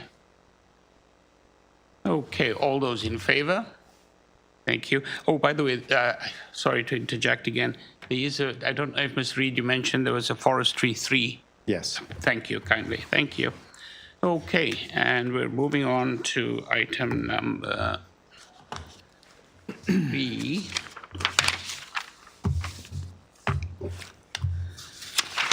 Item number 3 is 821 Gerrard Street East. And the purpose of the application is to convert the existing mixed-use building, 1 restaurant use on the ground floor level and 1 residential dwelling unit on the second level, into a non-residential building, a nail salon, which will occupy both levels. Committee had before it the following communication: copy of plan of survey, site plan, floor plans, and elevations, 3 photographs of the subject property, a covering letter from the agent, and a staff report from Metrolinx. We have before us a single variance related to floor space index for non-residential use. Through the chair, we have the agent online and no registered speakers. Thank you. Juan Nguyen, are you there? Can you hear us? Yes, my name is Hua Nguyen. Hi, good morning. We don't have anybody in opposition, so we don't need a presentation from that perspective. Let me just see if my colleagues have any questions for you. No questions at all either, so we'll take it into committee and look for a decision. Mr. Lombardi? Thank you, Mr. Chair. Through you, this is a fairly straightforward application in my mind. It's only 1 variance being requested, and I consider that request to be minor. It's modest in scale and impact. Any alterations will be all internal, and the proposal maintains the mixed-use character of George Street East, which is characterized by small-scale, convenient, commercial and mixed-use buildings, including both residential and commercial uses on the upper floor. So I'm prepared to move a motion, but I will defer to my colleagues if they have any comments. Thank you. And just on that note, Metrolinx has a report. I'm not quite sure in this particular case whether it's a condition that we need to apply. Internal stuff, right? Yeah. It's just a conversion. Yeah. Yeah, exactly. So I somehow don't think it's one that we need to apply in this case. All right, having said that, thank you. We've got a motion on the floor. Any second? I'm deferring to my Oh, okay, I beg your pardon. Nope. Nope. It's all yours. Yeah, Okay. I'll move a motion Mr. Bissonnette? to approve the application. Second. I was just going to second. Thank you, Mr. Bissonnette. Okay, we have a motion on the floor to approve. All those in favor? Thank you. Ms. Nguyen, you have your approval. Thank you. Okay, moving on to item number 4, we've already dealt with. That's been deferred. We move on to item number 5.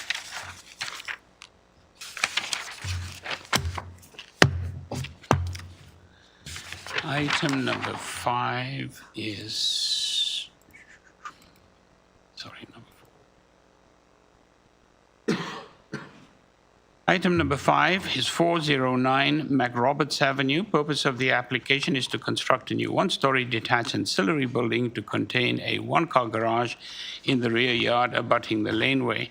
The existing ancillary building, a pergola, will be maintained and unaltered. Committee had before it the following communication: copy of plan of survey, site plan, floor plans, elevations, 2 photographs of the subject property. And before us, we have 3 variances. And we don't have anybody in opposition from what I can tell. Through the chair, we have the agent online and no registered speakers. Thank you very much. Mr. Henriques, are you there? Good afternoon. Hi. Yeah. No, good morning. Good morning. Don't want to rush the day.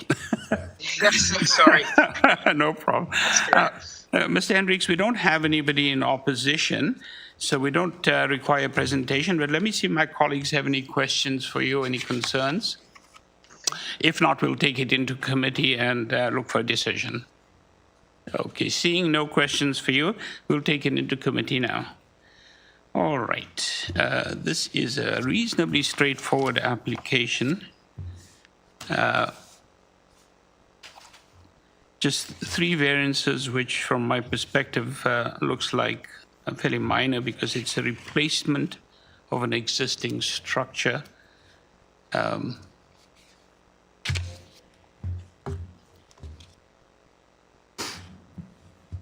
Anybody would like to, Mr. Reed? Sure, Thank thanks, you. Chair. Yeah, I agree. I think it's pretty straightforward, and the garage is it's lining up with the neighbors well, I think, right? And it's smaller than one of the neighbors' garages, and so I think that fits in. And yes, the pergola plus the garage is larger than the 10%, but I think that there is a pattern in this area of having more than 10% in the backyards being covered. So I think it's reasonable, and I'll move a motion to approve the application without condition. Thank you, Mr. Reed. Seconder, Mr. Lombardi, seconds. All those in favor? Thank you. Mr. Rodriguez, you have your approval. Thank you. It's unanimous. Thank you.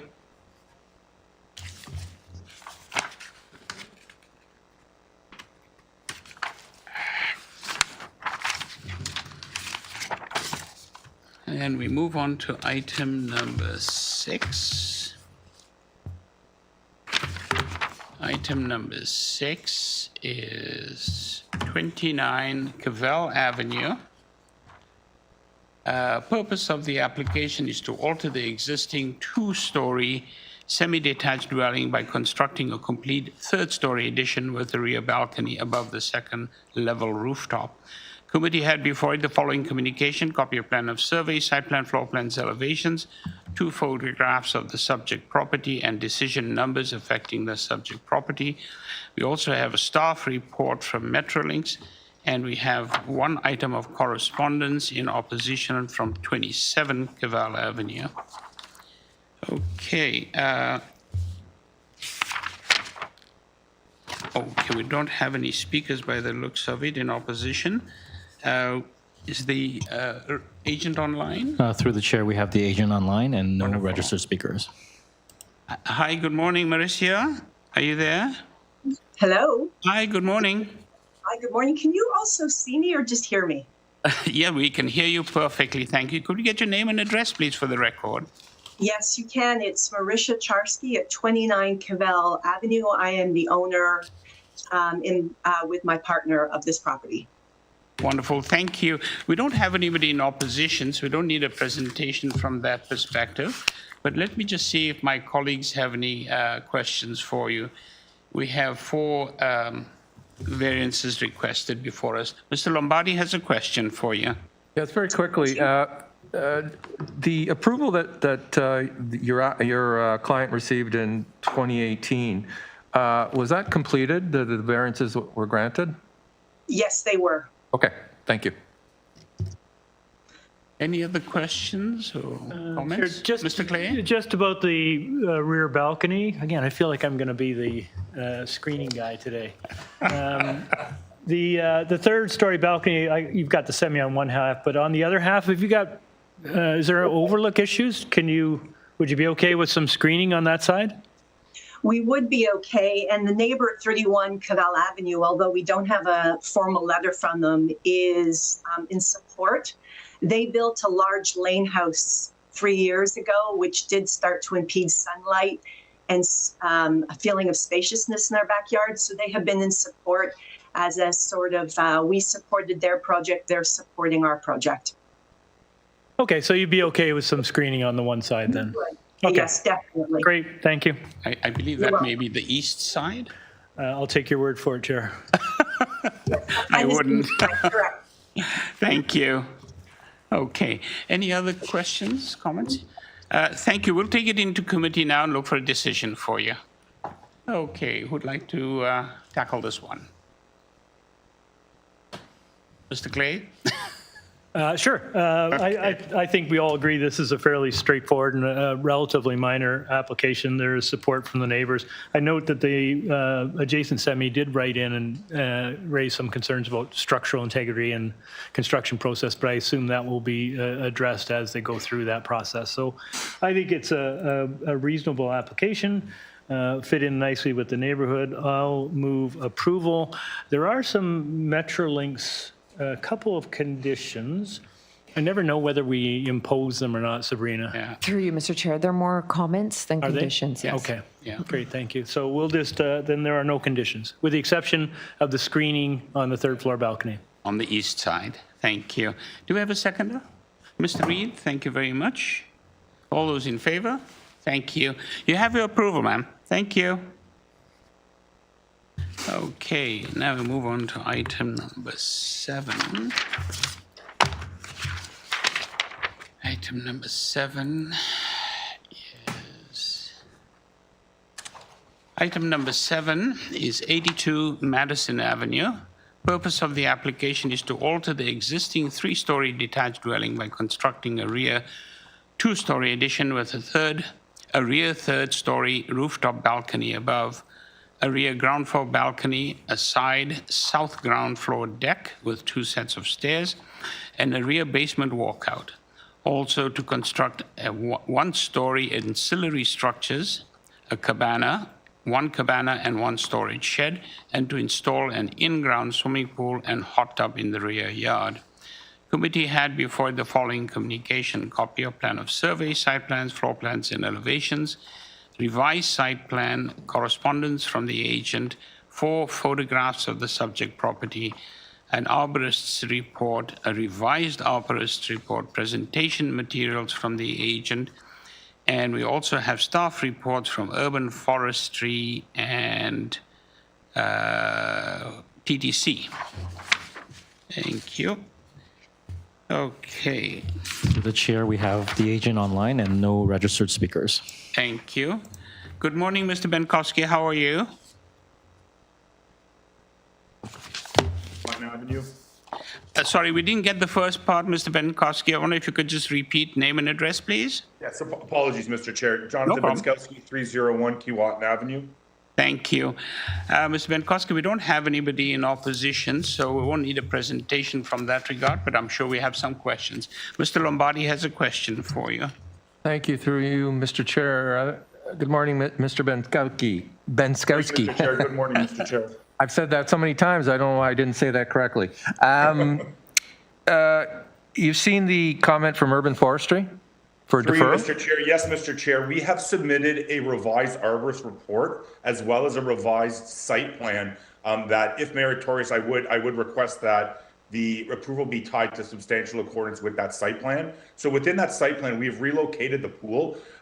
Just to backtrack maybe through you, Mr. Chair, for a second, none of the variances relate to the actual staff report from forestry, meaning any approval of the variance is completely unrelated to that tree that's there. That is only related to the swimming pool itself. Now, that being said, through you, Mr. Chair, we have relocated that swimming pool to be outside of that TPZ. And again, you will have that revised site plan in addition to a revised arborist report indicating that there would be no injury. And that's exactly right there. If we can see there, the swimming pool has been relocated. There is no change again as a result of this to any of the variances because the swimming pool actually doesn't require any variances.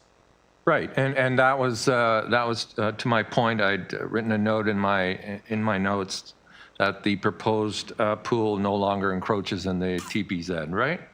Through you, Mr. Chair, correct, Mr. Chair. Okay, thank you very much. Thank you. Any other questions for Ms. Benkowski? No? Okay. Thank you, Mr. Benkowski. And just to be clear, we could tie the whatever decision comes through tied to the revised site plan and stats that you provided later on, I believe. Correct, Mr. Chair. What would be on the screen there, date marked as April 13th. Thank you very kindly. Thank you. We'll take it into committee now. Thank you. Okay. Mr. Lombardi? I'm prepared to move a motion. Again, I'll defer to my colleagues, however, but I'm prepared to move a motion approving the application and the 9 variances being requested, subject to, there are 3 sets of conditions. The first being TTC's conditions 1 and 5, and they also have comments 1 and 2. We'll just acknowledge that those comments exist. Second, urban forestry condition number 2, and third would be tying the approval to the revised site plan dated April 13th, 2026. Thank you. Yeah, are they 2 forestry conditions or just 1? 1 and 5. 1 and 5. Yeah. Okay, thank No, you. sorry, Oh, 1 and 4. sorry. Forestry is number 2. TTC is 1 and 5. 2 and 4. I have 1 and 5 for TTC. That's right. And forestry? Number 2. 2, just 2? Or Yep. For some reason, I put down 4 as well. So just number 2. Just Thank 2. you. So there's 3 conditions in total. Thank you kindly. I'll second that, Chair. Mr. Reid, thank you very much. So we have a motion on the floor, put forward by Mr. Lombardi, seconded by Mr. Reid. All those in favor with the conditions identified. All those in favor, unanimous approval, Mr. Bronskill, thank you. Benkowski, I beg your pardon. Mr. Bronskill's next. Thank you. All right. Moving on to item number 8.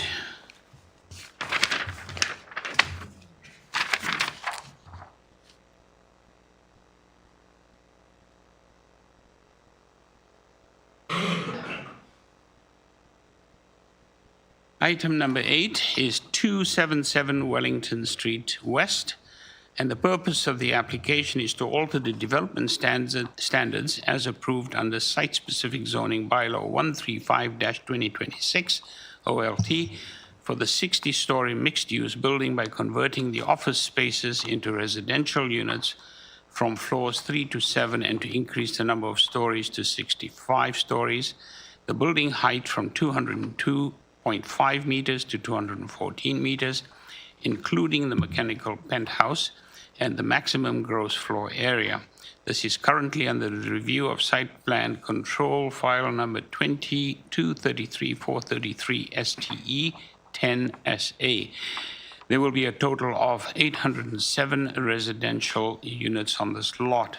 Committee had before it the following communication: copy of plan of survey, site plan, floor plans, and elevations, covering letter from the agent. We have arborist report, a height context map from the agent, servicing letter from consulting engineers, a shadow study, a transportation letter, and we also have presentation materials from the agent, site-specific zoning bylaw number, and commenting agency reports from community planning, Metrolinx, and community planning again, I believe. And there's one more correspondence in opposition from no name provided, no address provided either. Anonymous. Thank you. And we have Mr. Bronskill is here. Good morning. How are you? Good morning, Mr. Chair. Fine, thank you. Just for the record, name and address, please, sir. Yes, Mr. Chair. Last name is Bronskill, Bronskill, first initial D for David. The address is 333 Bay Street, Suite 3400, Toronto, Ontario. And Mr. Chair, I have Mr. McGaffey here with me from Walker Natragisevich. We're still keeping our 5 minutes. It's just in case there might be questions more of a planning nature, which is why he's just come up with me. We're not attempting to double dip and add to our time. Thank you. Let me just get some clarification on the person that's written in opposition. Since there's no name or address provided, do we still require presentation for the person in opposition? Through you, Mr. Chair, that's dependent. Do the members require a presentation? Sure. Since Mr. Just for Bronskill's come down, clarification? maybe we would like to accommodate him and hear his presentation. Wonderful. Thank you, Mr. Bronskill. You have the 5 minutes. Thank you, Mr. Chair. And through you to Mr. Clay, maybe next time I won't come down and I don't have to do the presentation, but thank you. We are here because, in all seriousness, it's an exciting revision to a project that is approved that would allow some more residential units to be incorporated into it, as well as some affordable housing units that have been worked on with city planning staff as conditions. We are fully supportive of the planning staff conditions, just for the record. Just to explain a little bit of the iteration, I'm going to do two things. One is a chronology, just to understand why we're varying a bylaw that might have a 2026 number on it. I just want to make sure that we're not leaving the impression that sort of the ink is just dry and we're back again. And then secondly, I'll just talk a little bit about how we're adding these 5 residential floors, but the building is only technically increasing in height by 3 stories. So first, in terms of chronology, and we do have the presentation, which I can quickly go through. The executive summary picks up the fact that it was a 20-story building that actually had an OLT settlement in 2023. What we then did is had some of the usual preconditions to be satisfied prior to final approval. We actually had it open still for a little while before we got the final order from the tribunal, and that's because we were having discussions with city planning staff about how to implement what is now before you. A couple of options were on the table that were not pursued. One was reopening the OLT settlement. That had some jurisdictional issues, so we didn't proceed with that route. So we finalized the conditions to get the final order, knowing that this variance application would be filed. So that's why there's a final order and a bylaw number from 2026.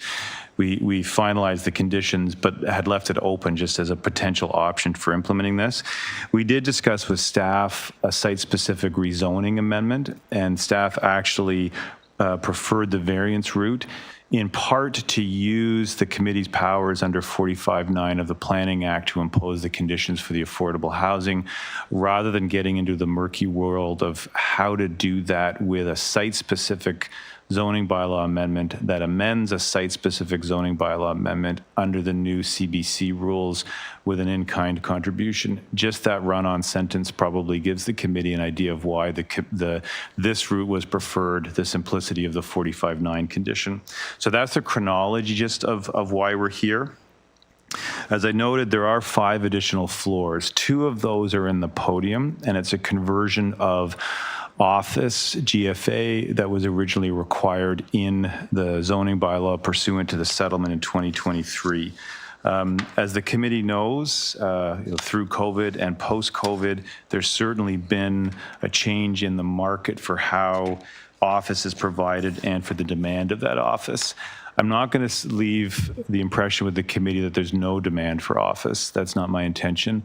Instead, is that this type of office in a podium combined with residential in this location is actually very difficult. I am working on a new, good news, purpose-built office building in the financial district, and that's a good news story. But that's also designed for a tenant, all of it, specific floor plates, not sharing a lobby with residential, all of the particular quirks that go with this type of building that make that office really difficult and frankly unviable. We did in the presentation include some recent examples in the downtown of this repurposing. I've actually worked on a couple of them, and actually, in fact, one of those clients is here today for a variance on another project. 57 Spadina, we did something similar. Queen in Ontario, we did something similar. And so we're taking those office floors, turning them into residential, and as part of that, under the city's new approach, securing the affordable housing units. The 3 additional stories then to go from, so that would essentially be 60 to 62 within the same envelope. The envelope then gets approximately 14 meters high, or 3 stories, because we're adding 3 more residential floors on top. We did the shadow studies, we worked with staff. You've got the memo where they've reviewed all of that, and they're satisfied that any incremental impacts from those 3 additional stories, or that 14 meters on top, are acceptable. The presentation has some lovely graphics I'm happy to go through. We also did a slide summarizing why we believe meets the 4 tests. You also have an extensive, just shout out to Mr. McGaffey, a WND letter in support of the application with a planning rationale. So we do believe it meets the 4 tests. And then finally, Mr. Chair, we looked at the letter from Redacted. I do find it interesting dealing with an anonymous submission, but I would just say, because we don't know where they are, I would just say, Mr. Chair, the impacts relate more to construction. And frankly, at 60 or 65 stories, those concerns would probably be the same. And it's approved at 60 stories now. So I don't think any of the variances technically trigger the concerns in that letter. They're more construction related for the project as a whole. Thank you so very much, Mr. Bronskill. Good timing. Let's see if there are any questions or concerns that colleagues have. Just a quick one. So you're demolishing the existing building? Yes, the existing building would come down and be replaced by this. You connected with the auditors, because they can be a troublesome bunch. Auditors are often troublesome bunch in general, but yes, the client does have a good relationship with them. Yes. Good. Yeah. Okay. Thank you. Yeah. Any other questions, concerns? None? Yeah, just for my part, whenever I see a structure asking for additional floors, my ears tingled a bit. But I was also glad to see that there's more residential units being introduced, and it'll be very interesting to see in the long term how the mixture of business and residential, how it works out. Yeah. And it's good to see people in the city living there rather than vacating every evening. Yeah. Thank you very much, Mr. Bronski. We'll take it into committee now and look for decision. Mr. Lombardi? Thank you, Mr. Chair. I think this is an appropriate development to be supporting. First of all, I'm glad that community planning did recommend this route. I acknowledge that it's the better route to take, and subsection 45(1) of the Planning Act does allow this committee to deal with this kind of proposal. We're not changing planning policy, but we're dealing with a building that is already going to be a mixed-use building. So I am prepared to support the application. I think the fact that the proposal really deals with a shifting office market, and we're starting to see that more and more at this committee, and certainly at the city. The demand for additional housing as well. And in terms of the context, this property is located within both the King Spadina secondary plan area and also the St. Andrews Station PMTSA, which does encourage additional density. There's nothing that this application is generating in terms of additional impacts, either from shadow, amenity space, loading area impacts. And I'm convinced, based on our mandate, the proposal will result in a more efficient use of the land and building. And it will enhance ground floor retail activity in the public realm. And especially, I acknowledge that there's a POPS, privately owned public space associated with this. So I'm prepared to move a motion supporting this application and the variances being requested.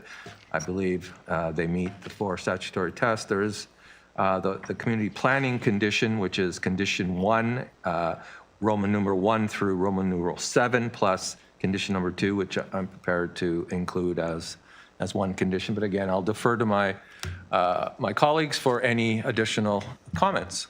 Thank you very much. Yeah, I'm very in favor of a mixed-use building. I think this is a good site and perfect opportunity to increase densification, and I completely agree with my colleague, and therefore be supporting and happy to second the motion. Thank you. Any other questions, concern? If not, we'll take you up on your motion, Mr. Lombardi, and thank you for seconding Mr. Bissonnette with the conditions mentioned. All those in favor? Thank you. You have your approval, sir. Thank you, Mr. Chair. Okay. All right, we now move on to item number 9.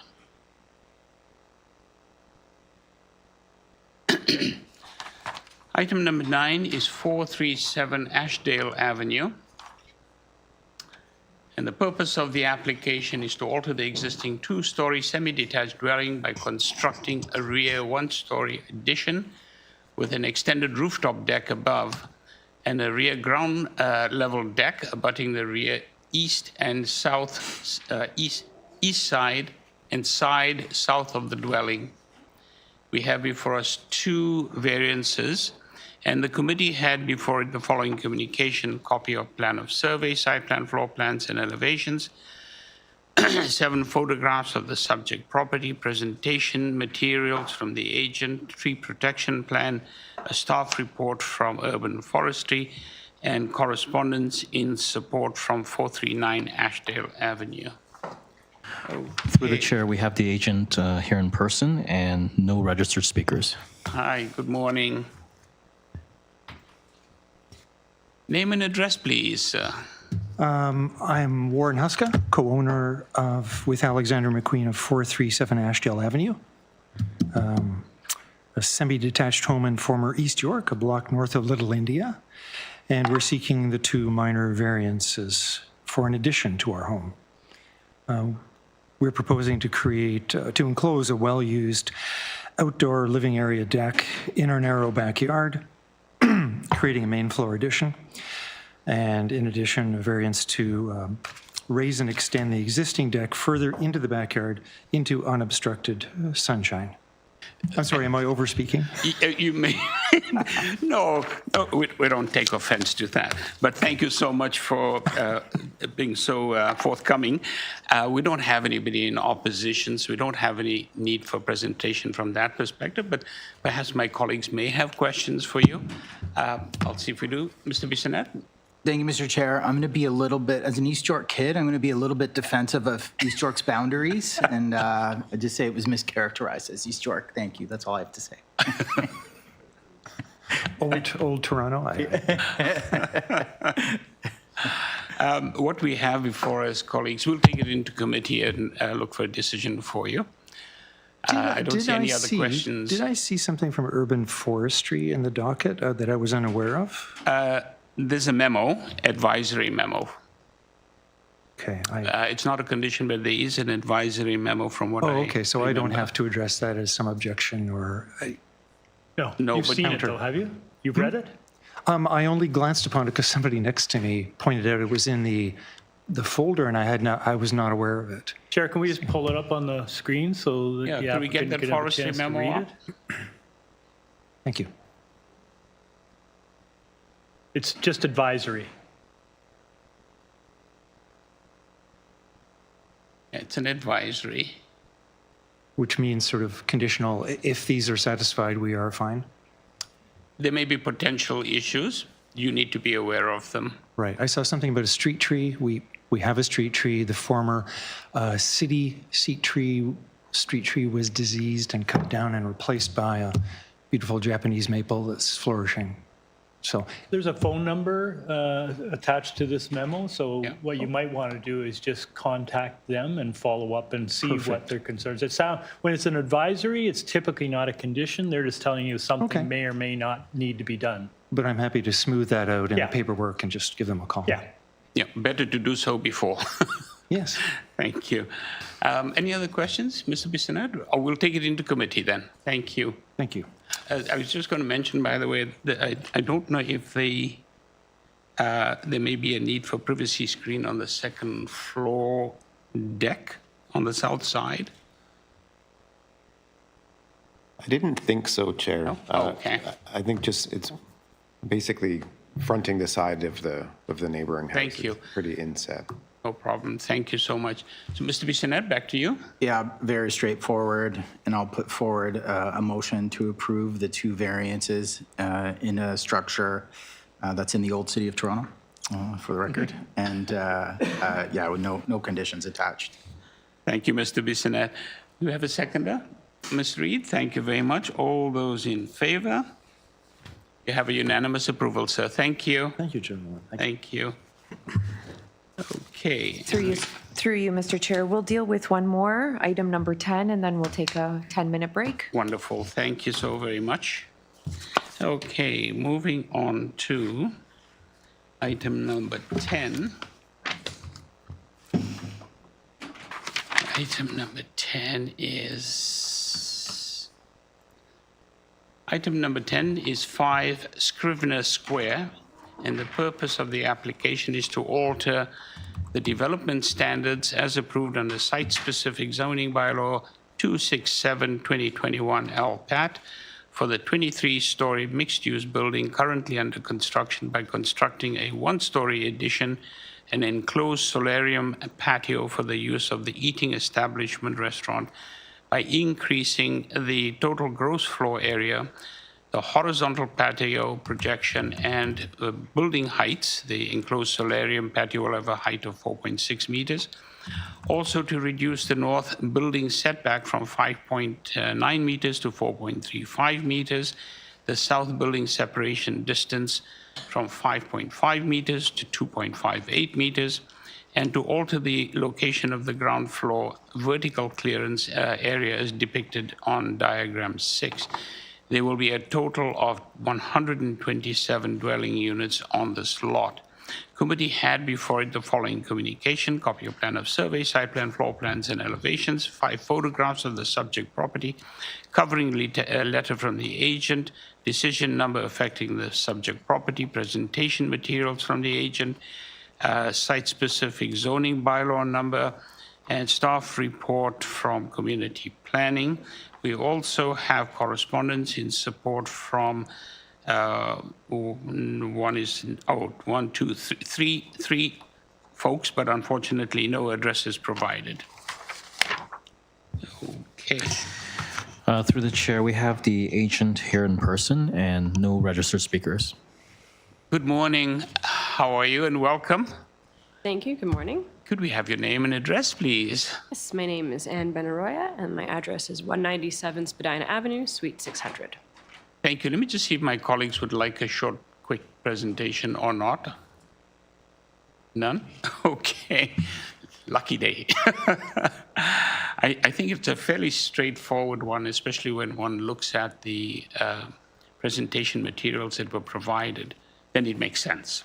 Certainly, I'm happy to walk you through them if needed, and happy Let to me see answer if my any colleagues questions. would like that. If not, Mr. no. Chair, I think we should... Mr. Lombardi? We should follow Mr. Clay's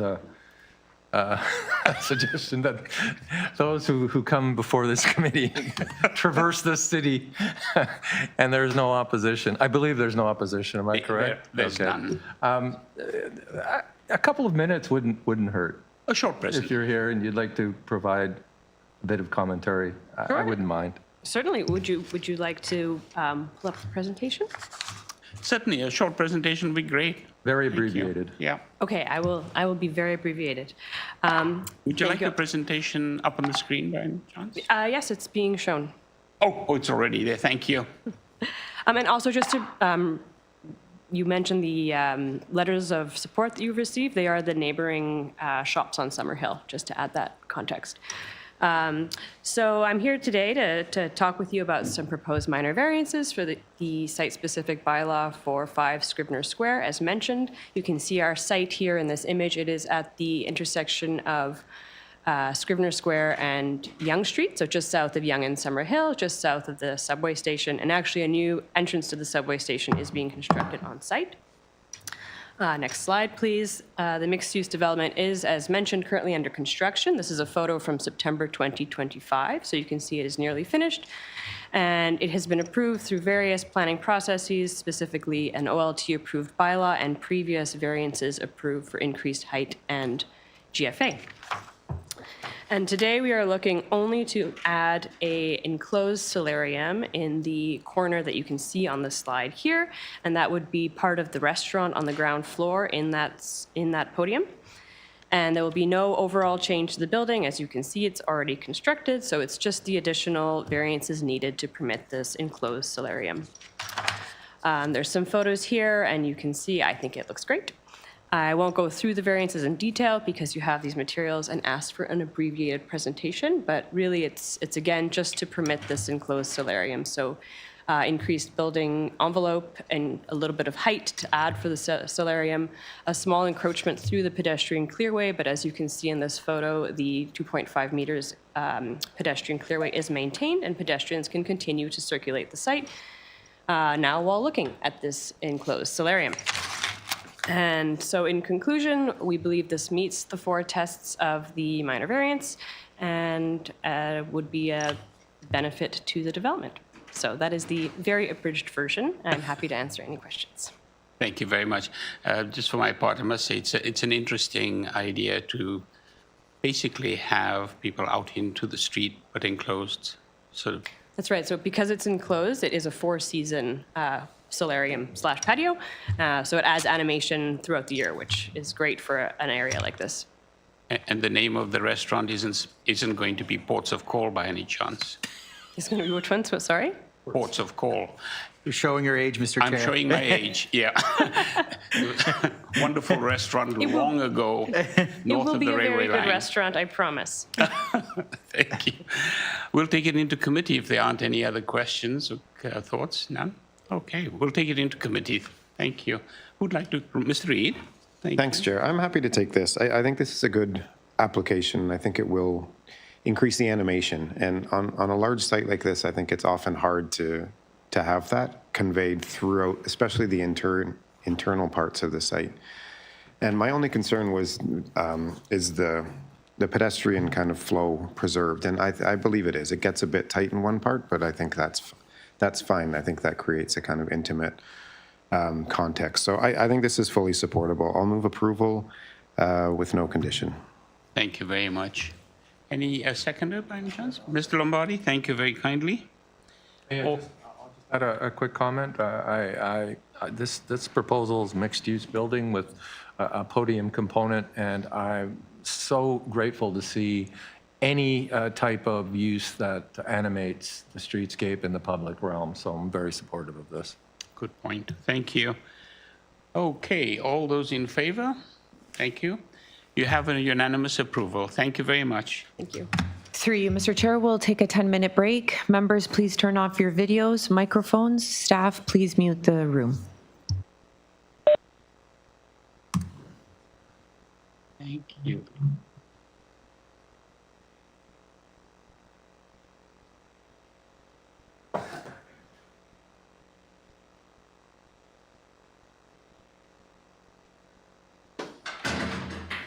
So do the tips go to your favorite charity?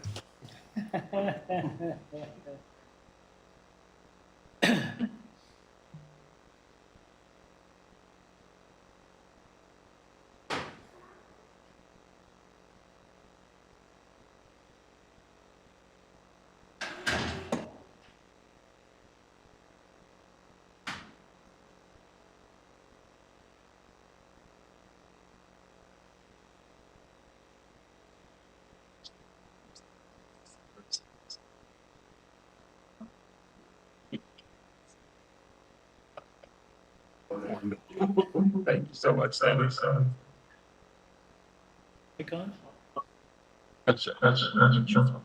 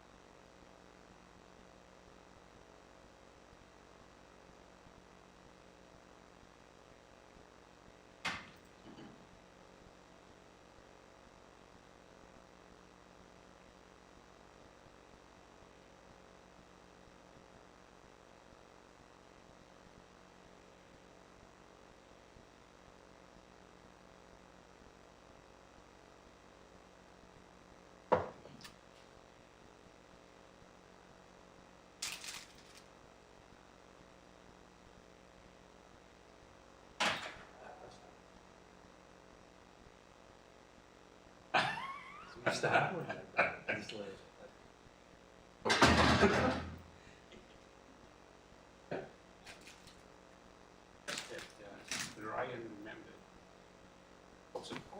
remember reports of call, Larry's Hideaway.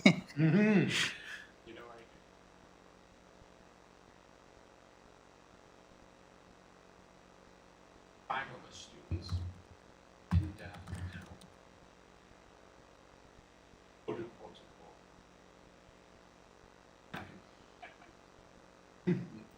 Yeah, it's typical. Yeah, so 5 of us type. And then it comes out. Okay. Evening.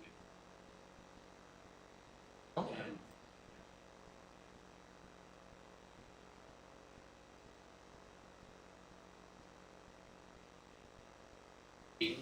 For shower?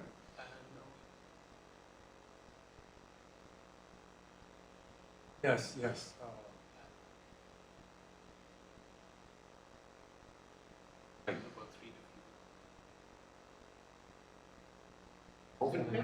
Yeah.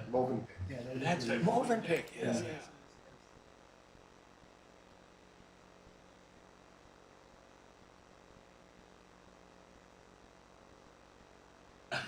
It was never going to last. Pickle barrel. Oh, yeah. Okay, members, please turn on your videos, microphones. Please make sure your laptops are muted.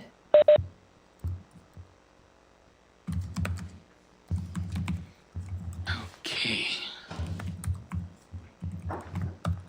And we're back with item number 11.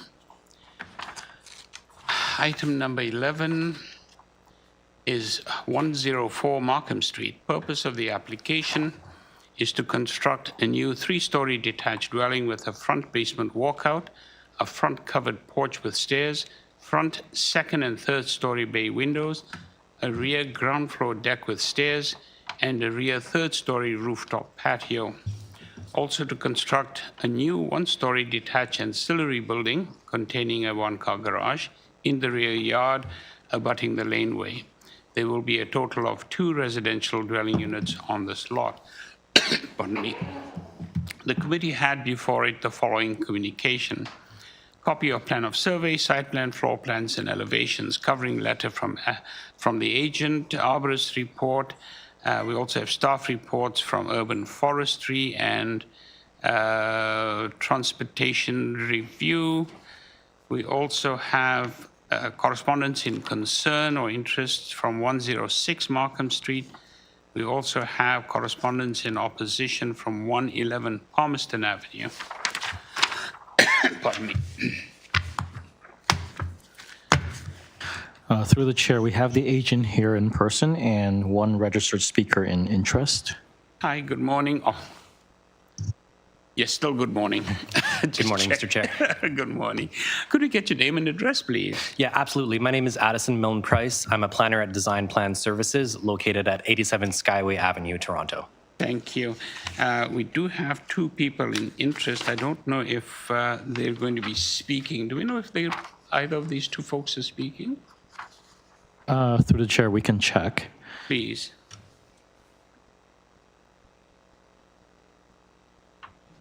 Chair, in the absence, I wouldn't mind a presentation regardless. Certainly. That's okay. Might as well go Hi, ahead. Mavis, you've been unmuted. Hi, good morning. Will you be speaking in opposition by any chance, or just in interest?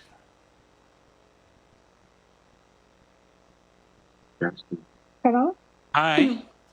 I'm just want to hear back regarding my concerns because I've been communicating with Edison Price from Design and Plan. Okay. All right, thank you very much. Sorry, Mavis, could you confirm? Mavis, could you confirm whether Sheldon Kwan is under the same household? He's my son. He used to live here. Okay, thank you. Thank you for checking on that. Okay. You have 5 minutes. Thank you, Mr. Chair. Before we begin, I just wanted to ensure that our changes to variances 2 and 3 have been captured. I did send in a redlined public notice. I'm happy to read out the changes now if that's preferred. Yes, please. Let's make those corrections first. Okay, so the first change is just changing variance 2 from a 0 meter rear west setback to a 0.35 meter rear west setback for the ancillary structure. Okay. And then variance 3 is changing the location of the eaves from the rear west lot line from 0 meters to 0.08 meters, 8 centimeters from the west lot line. The 2 other numbers of that variance number 3, are remaining unchanged. So the side eaves is remaining unchanged. It's only the rear facing eaves. Thank you very much. We'll put those amendments in. Thank you. Okay. You have the floor. Thank you. Thank you. So the application in front of you here today proposes to demolish an existing semi-detached dwelling and replace it with a detached duplex, as well as to construct a detached garage at the rear with access to the laneway. I've reviewed the correspondence from the 2 neighbors that made submissions, as well as the transportation staff reports. And I just wanted to confirm that we have made changes to variances 2 and 3 as a result of what the neighbor has pointed out, as well as transportation staff. So I'm not sure a condition would actually be necessary from them. But that said, I also don't object to a belt and suspenders condition if the committee finds the application worth approving. Just to get into variance 1 quickly. So the proposed front yard landscaping is deficient for partly 2 reasons. The first is because we are set back from the required front yard setback, the porch and other permitted encroachments are counted as part of the front yard, whereas normally if the entire porch was within that front yard setback, it would actually not contribute to a deficiency of front yard landscaping. So that doesn't make up the entire deficiency. The other reason is due to the entrances that from the basement and from the main floor unit. You can see that they cross sort of perpendicular and connect. And that's sort of done in the private portion. It would be possible for us to just continue both of them parallel, but that would actually result in more soft landscaping on the private portion, but less soft landscaping overall, particularly on the public portion. So that's our reasoning for that design choice. It also is very much in line with the approvals in this neighborhood. If you had a chance to go on a site visit, you'll notice that most of the buildings in this area have essentially no soft landscaping, particularly no soft landscaping in the private portion. It's true for the adjacent neighbor at 106, but it's also reflected in some decisions by the committee, 79 Markham, 98 Markham, 119 Markham. There's some decisions that I can go through. Just moving along here, though, to the rear yard setback. The neighbor, one of the neighbors, 111 Palmerston, the rear neighbor, indicated that the rear yard setback of the ancillary structure was actually the primary concern. We did increase that to 0.35 meters. That is the unamended site plan just you're showing right now. But what I want to point out is the rear yard lot line is not exactly parallel to the one-story garage, and as such, the 0.35 meter setback that we're asking for is only to a pinch point. It will increase sort of along the length, and the largest portion of that setback is actually 0.73. So it's a little bit longer there. 0.35 does not fully reflect it. In terms of the proposed height, just sort of moving along here, I just want to direct you to the front elevations that we've submitted. On the front elevations, you can see that there's a line setting out the top of allowable roof. And you can see that the additional height that we're asking for, the 12.09 meters versus the required 11, it's actually a very small amount of massing that is required. It's really meant for architectural expression, and we'll certainly not be out of place along Markham Street, since three-story buildings are quite common. That's also true for the main wall building heights. There's quite a few decisions nearby along Markham Street of a very similar main wall height, such as 69 Markham Street with a height of 9.64 meters for its main walls, 234 Markham Street with a height of 10.45 meters, and 243 Markham Street with a main wall height of 8.9 meters. That 9 to 10 meter main wall height is absolutely common in this area. And I just want to also point out that this height is only for a portion of the building. It does step back towards the rear, and it step backs at essentially that 19-meter point, 19.1 to be exact. So you can rest assured that the additional depth that we're asking for is not cumulative in impact with the height that we're asking for. Once we hit that 19-meter depth that the bylaw permits, we do step down to 2 stories, and that sort of brings me to the building depth. You can see on the site plan that we've matched the building depth of 106 Markham Street. We can't match the 102 Markham Street because that building goes all the way to the rear lot line. But that, again, is a somewhat common condition.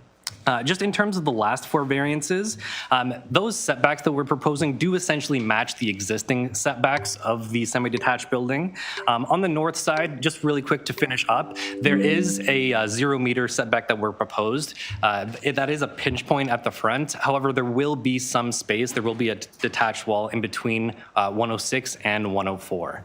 So I'm happy to answer any further questions of the committee. Perfect. Thank you very much. Mr. Clay? Thanks. In reading the letter from the resident from Palmerston, she noted that the rear patio balcony, it seems to show differently on the floor plans versus the elevations. The elevations seem to imply that there's fencing around the entire area. The floor plan shows what's more like a Juliet. So what's your proposal? Thank you. So through you, Mr. Chair, the answer is essentially both. There will be railing that's shown in the elevations, but the size of the balcony will only be what's shown on the floor plans, and then there'll be a glass sort of wall along that What's the side. purpose of the railing around the perimeter of the rooftop? From what my client has told me, architectural expression is the purpose. A railing is an architectural feature? I'm just expressing surprise. I don't quite understand that. You know, sometimes people might expect that if you put a railing around the entire rooftop, that it would be subsequently used for more active recreation or whatever. So I guess if it's just a Juliet, which it looks like from the floor plans, would you be okay with removing that fence? Through you, Mr. Chair, absolutely. We would be fine with that. I think that's probably, I mean, we'd be fine with that. Again, it raises more questions than it answers. So if it's just going to be for the purposes of access or emergency access or for Juliet, then I don't really see the need for that railing. Makes sense. Mr. Lombardi? Thank you, Mr. Chair, through you. When I was out there, I couldn't tell whether your applicant, your client's property, if the building is attached to 106, the full length of the north property line, is it? So, through you, Mr. Chair, certainly not, just because right now 104 is quite a bit smaller in length than. No, but I'm sorry, but I mean the 104 elevation or wall, the north wall. Does it connect all the way to the rear? To 106? So I've only done a site visit from looking at the rear of the property and the front. I haven't gone all the way inside of the building, but Okay. from the survey, it does show that it is connected along the entire length of the north side of 104 as currently existing. Actually, I'm looking at the site plan, and it looks like it's not. That's why I ask. But anyway, that's here nor there. And in terms of the amended application, you've now amended the public hearing notice, variances 2 and 3, right? That is correct. But there's also an asterisk beside number 6, building depth. That has been also previously? Yes, so through you, Mr. Chair, just to explain that, when the application was originally submitted, and right at the time the public notice was issued, we noticed that the building depth was calculated incorrectly. I think this is also explained in one of the covering letters, one of the emails that I've sent in. But essentially, the zoning examiner calculated the building depth as the building length, and so I noticed that and had that corrected, and a public notice was reissued. All right, thank you. Those are my questions. Through you, Mr. Chair, the purpose of application, does that require any revisions, particularly regarding the rear third-story rooftop patio? Yeah, it's not a rooftop patio, right? So we could probably just remove that. Chair, would they be okay with that? I think that would be appropriate because that is not a rooftop patio as such, Reen. So would that sentence then read, to construct a new 3-story detached dwelling with a front basement walkout, front covered porch, stairs, front second and third story bay windows, a rear ground floor deck with stairs, period. Eliminate and a rear third story rooftop patio? Well, wouldn't it still be a rooftop patio, just smaller than what was reading on the plans? Like, it's still a patio that's on the roof. I don't know what the technical explanation of Sabrina, is it a patio or is it a Juliet? I don't even know what you call it. Through you, Mr. Chair, perhaps we should ask the agent as to what they're proposing and then move forward with that.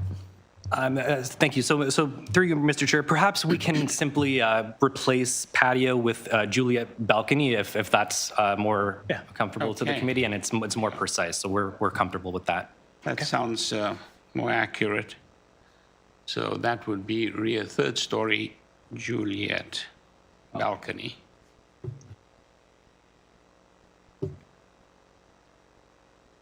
Okay. Any other thoughts, any questions at this point? If not, we'll take it into committee and look for a decision.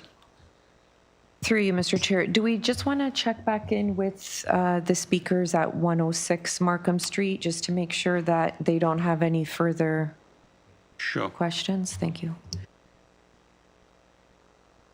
Mavis, you've been unmuted. Hi, this is Mavis Kwan from 106 Markham Street. I submitted my concerns regarding the share wall and the sanitary drain. So really, I want to see what the plan is for the rerouting of the sanitary plant drain. Would that be all, or did you have any other questions that the agent can respond to? I've been communicating with Edison and Mill Price regarding all the my concern, and mainly I have the share drain as well as the finishing of the structure that's exposed after they demolish their building. And also, I would like to see all the any concern that come out during the construction. Like, I need to see the reports. Okay, we'll let the agent provide some responses to you, whatever he can. Thank you, Mr. Chair. So this neighbor is absolutely correct. I've been communicating Ms. Kwan since she submitted her letter to the committee, and it's been a quite productive conversation thus far. I imagine the conversation is far from over, no matter what the committee decides today.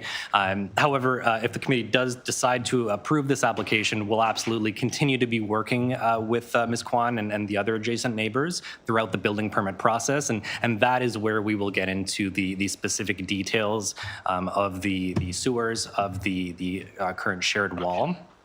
And I'll just reiterate again, just for the benefit of the neighbor, that we absolutely intend to be as open as possible. We'll be sharing all reports, all preconditioned surveys, and we'll be working very closely, both literally and metaphorically, to the adjacent neighbor. Thank you very much. Okay, we'll take it into committee now and look for a decision. Thank you. Okay, who'd like to begin? Mr. Lombardi? Sure, I'll take this one. I'm prepared to support this application. There are 10 variances in total. I understand that. My concern was with variance number 1, which is a reduction of 38% in the front yard soft landscaping. I understand that, you know, the covered porch will impacts both the setback and perhaps the amount of front yard landscaping. But I will say that this neighborhood, I'll classify or characterize it as eclectic. Many of the properties don't have much front yard landscaping. And the landscaping that's there is somewhat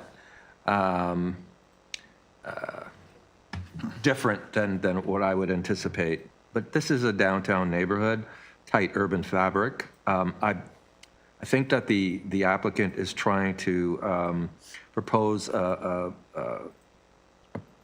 building that architecturally attempts to match the neighborhood, architectural character. I think also the revisions have improved the application, and I think that the public lane setback requirement from transportation review now has been addressed. So the lane widening component of it is not, I don't think, would be a condition of approval. Anyway, having said that, I'm prepared to support the application. 102, number 102 is actually quite large and larger than 104. But I think this will fit the existing character of the neighborhood. So I'm prepared to move it with a condition to tie it, to approve the amended application as amended and tie it to the site plan, the revised site plan. Thank you. Thank you. You know, can we, just to lock in that roof patio, can we tie it to the third floor plan as well? Oh, sure. Yes, you're absolutely right. Okay. Yeah. I would support. Okay, I'll second that. Sorry, Thank through you, you, Mr. Mr. Clay. Chair, do we have urban forestry condition? There's, from Number what I... 3? Forestry number 3. All right. Urban forestry condition number 3 as well. I Okay. didn't see that. So we have on the floor, a motion to approve with number of conditions as amended, seconded by Mr. Clay. All those in favor? Thank you. You have your approval, sir. Thank you. Thank you.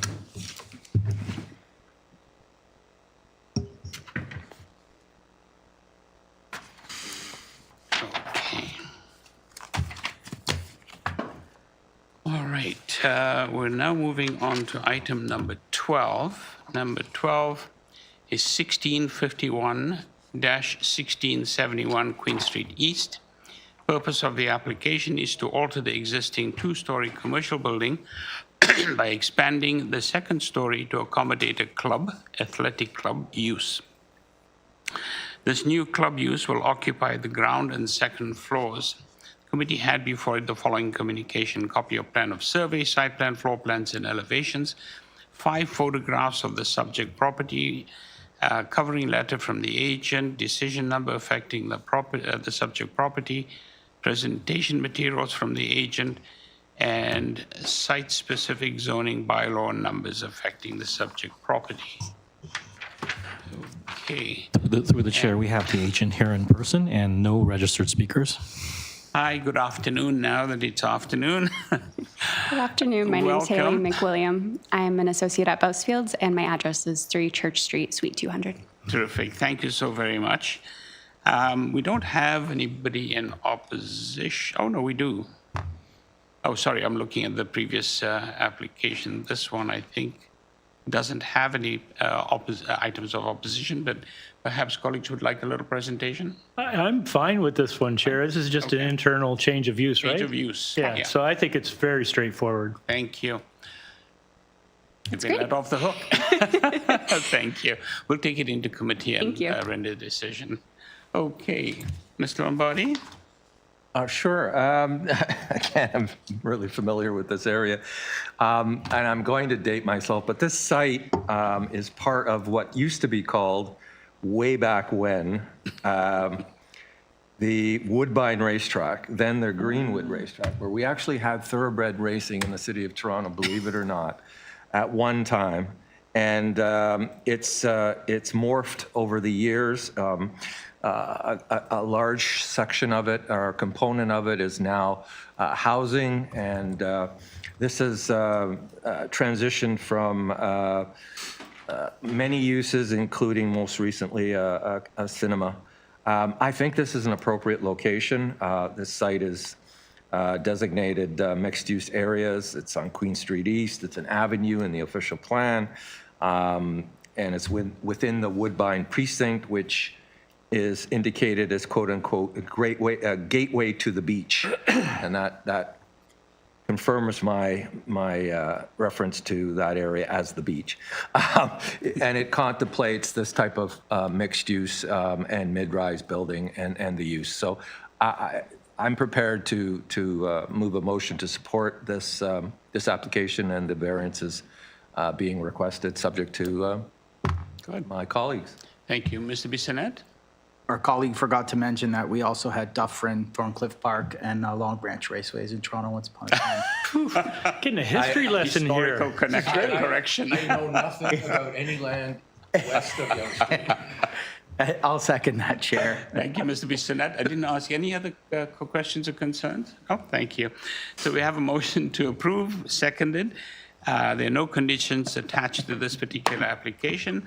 All those in favor? Thank you. You have your unanimous approval. Thank you.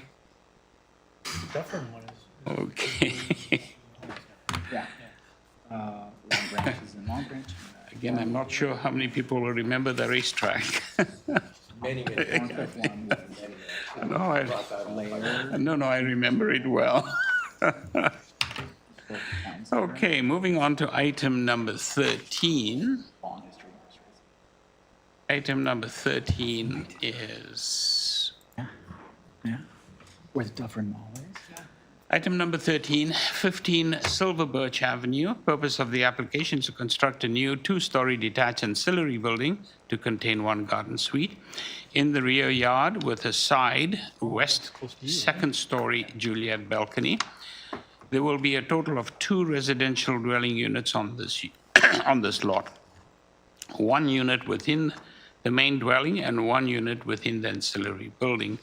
Committee had before it the following communication: copy of plan of survey, site plan, floor plans, and elevations, 3 photographs of the subject property, covering letter from the agent, presentation materials from the agent, tree protection plan, staff report from Toronto and Region Conservation Authority, and we also have correspondence in support from 412 Lakefront. Through the chair, we have the agent online and 1 registered speaker here in person. Thank you. Good afternoon, Mr. William. Haley McWilliam, are you there? Through the chair, it's Max Laskin. Oh, I'm looking at the wrong one. I beg your pardon. Thank you. Item number 13. Max Laskin, yes. Are you there? Yes, good morning, Mr. Chair. Hi, It's good Max morning. Laskin. We do have 1 person in opposition, so I wonder if we could have needed your name and address, please, and then a Yes. presentation. Thank you. The name is Max Laskin. Address is 333 Bay Street. I'm a partner at Goodman's LLP, and we are counsel to the applicants on this matter. Thank you. A quick presentation, because we do have somebody in opposition. Absolutely, Mr. Chair. If I could ask the committee to pull up the presentation materials, that's perfect. Thank you. Mr. Chair, members of the committee, this application relates to a garden suite on a small pocket street within the beaches. As a result of the unique lot pattern on this street, which I'll take you through, 3 variances are required for setbacks. The resulting garden suite reinforces an existing pattern in this pocket of silver birch, and in my submission warrants approval. So I want to start, Mr. Chair, just by reviewing briefly the context. Looking at slide 1, which is on the screen before you, you see Silver Birch Avenue is the north-south street in the middle of the screen. However, there's a small offshoot to the east which you can see there in the middle of the slide. And the subject property is right at the very end of that offshoot. This creates a small pocket of homes with an irregular lot pattern and a distinct character. The irregular lot pattern results in rear to side and corner to corner relationships with structures knitted quite closely together. If you move to slide 2, you'll see what this looks like on the ground through a few images. If you could just move to slide 2, please. Thank you very much. The top photo simply shows what it looks like looking down Silver Birch with the subject property at the end of that street. And the second photo in the middle shows the subject property with that blue and white arts and crafts style home in close proximity to the building both to the west and to the east. You see the garden suite existing next to the white garage. That is a garden suite on 412 Lakeshore, which Mr. Chair mentioned. Slide 4 shows the subject property. Sorry, if you just pause on slide 3 for a moment. This continues the walk around the cul-de-sac. So you see the existing garden suite on the neighboring property in the top photo, and to the right of that is the property just next door, which is a coach home style dwelling in close proximity to the neighboring dwelling in blue.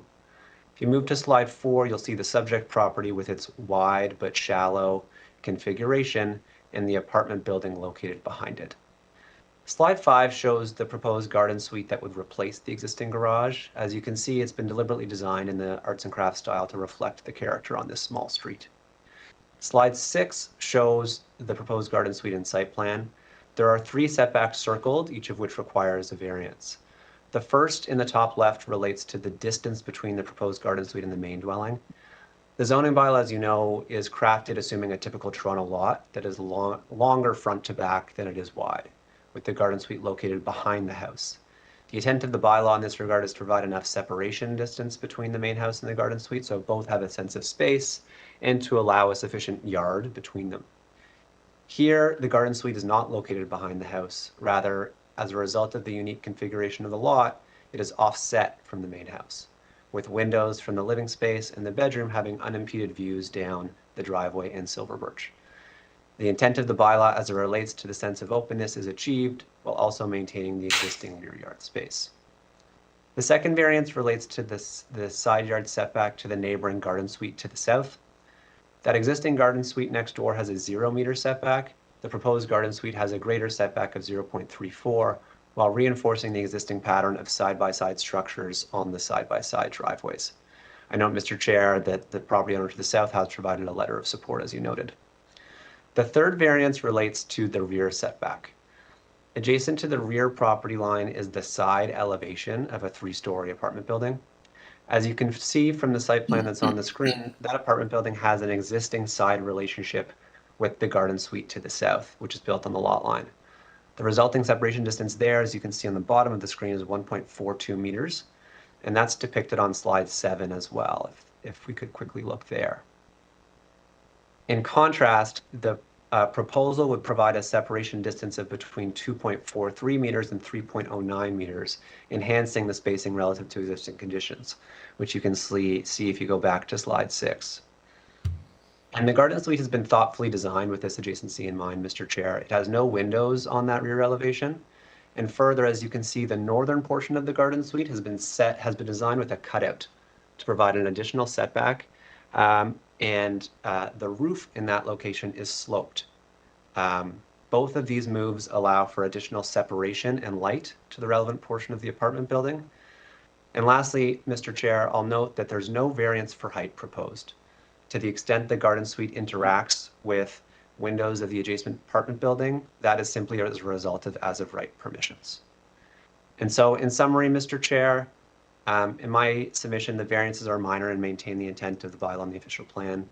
The garden suite has been thoughtfully designed in light of the configuration of the lot, resulting in a proposal that is in keeping with the existing character of this unique pocket of Silver Birch, and I would ask that the variances be approved. Happy to answer any questions, Mr. Chair. Thank you very kindly. Let me just see if there are any questions at the moment. I don't see any, so we'll move on to the person in opposition. Where are we? Through the chair, it's Catherine the speakers from 20 Glen Avenue. Thank you. Actually, it's my name is Welcome. Catherine Adams. Thank you. And the address is 15-21 Glen Avenue. For some reason, it has a hyphenated address. Don't ask me why, it's 100 years old. I didn't number it. I'm an owner of a unit in that building. It is not a rental apartment building, it is a co-ownership. There are 19 units in it. I'm in 24. Don't ask me about the math on the units. I didn't number them. But that, if you could back up toward the top, sorry, you're kind of scanning a little bit fast. That's how close that is. That's the current building that's now going to be 2 stories higher. It's about 6 feet from my kitchen window. If you can go on to the next slide for a moment, please.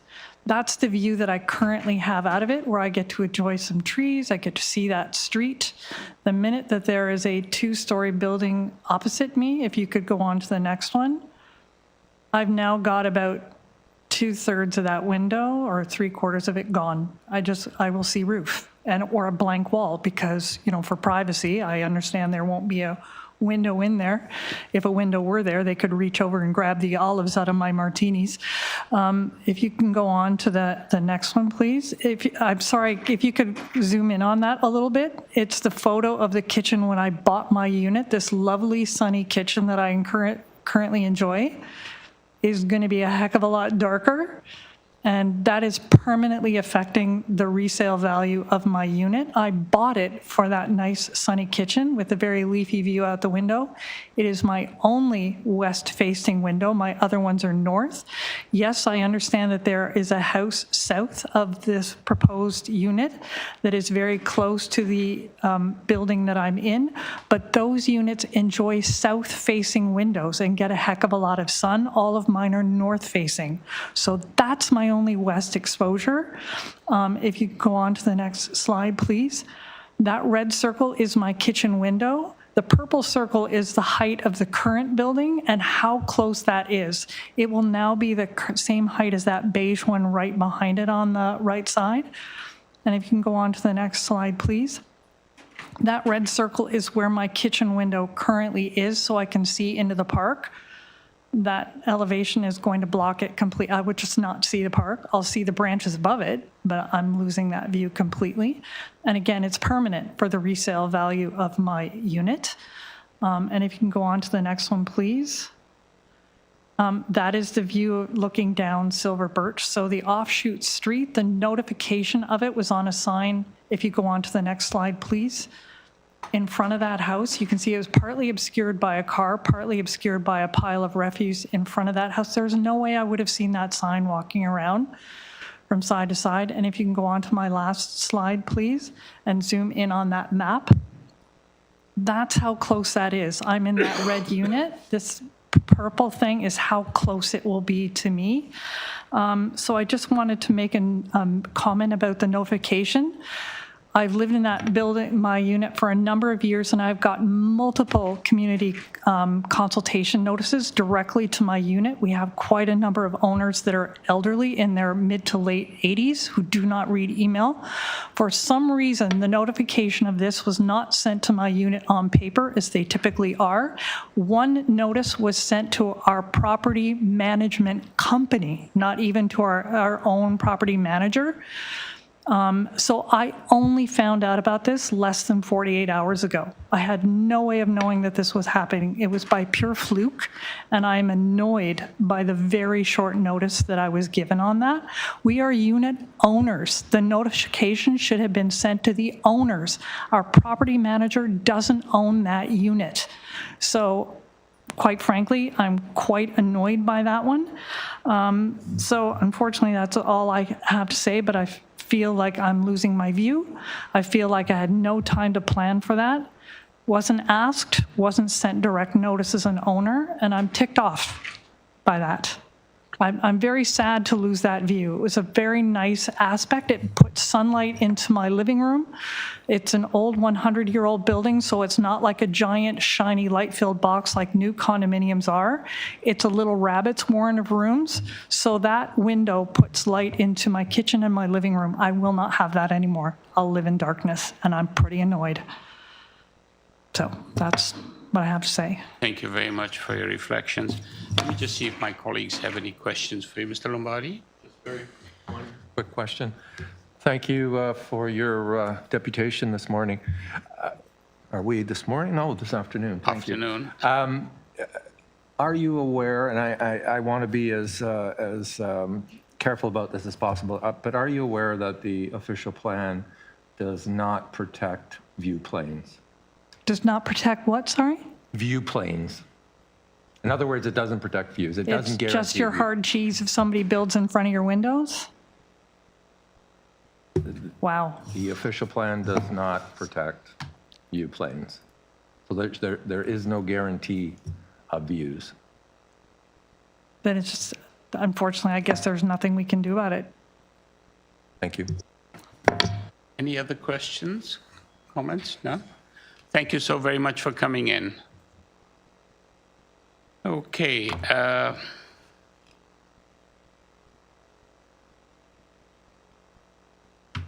Mr. Laskin? Yes, Mr. Chair. We're back again.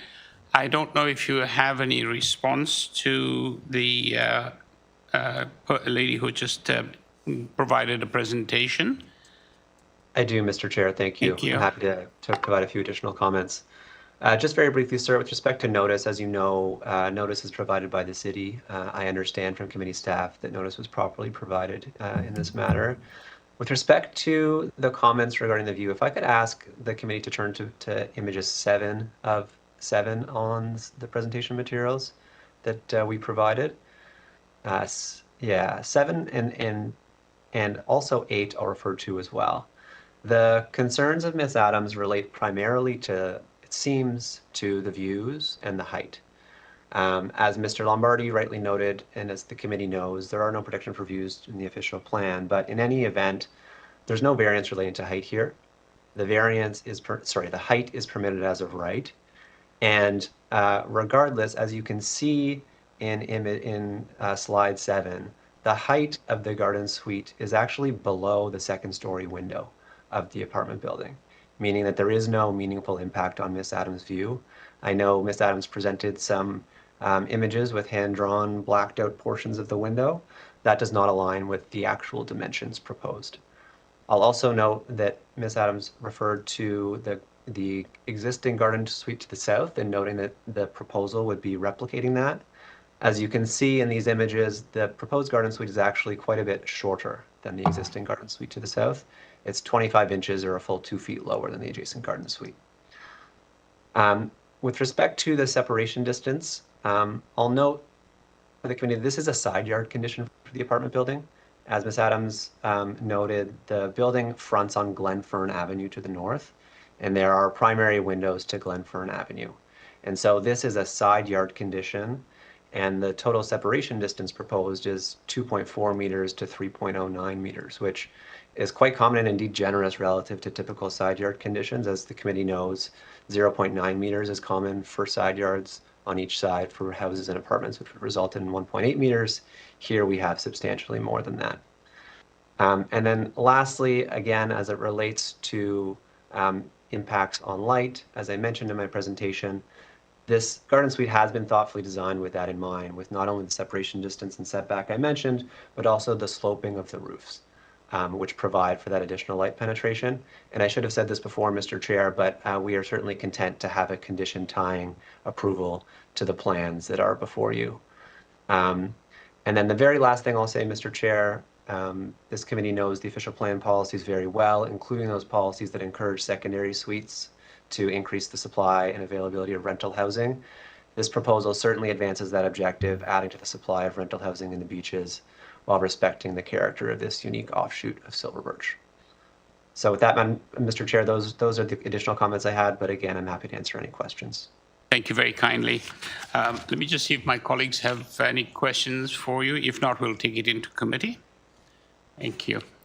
Okay, just for my part, I think this is one of those applications that has to be weighed in terms of its context.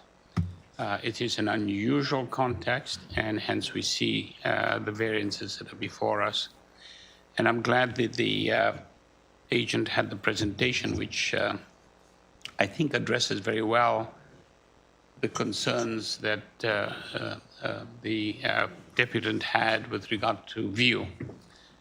I think this is a eminently supportable application, and quite frankly, it's a very good project. Sorry, Mr. Lombardi, and then Mr. Bissonnette, or Mr. Bissonnette, go ahead. This is actually on my regular dog walking path. I walk by these places all the time, and I actually look in and admire how they have that one garden suite. And I note that it essentially is, the garden suite is matching the one beside it, and the garage will be turned into a garden shed. I think it's supportable. It's a really unique sort of pocket in the beaches with that cul-de-sac and some backyards and some affronting, luckily for them, the beach itself. So this application is supportable. Any other thoughts? Mr. Lombardi? I'm happy to do a motion, but our colleague has something to add because he loves this neighborhood. I do. You should move back. I wish I could. No, the chair rightly pointed out, this is, and obviously my colleague, Ryan, this is a very unique lotting context. You know, and I'll term this a sort of a beach cul-de-sac situation. I mean, you see it off of, Silver Birch, you see it off of Monroe Park, you see also one off of Neville Park, which is lakefront. And one of the reasons, I think, is because the siting of the homes right along the lakefront are oriented to face the lake.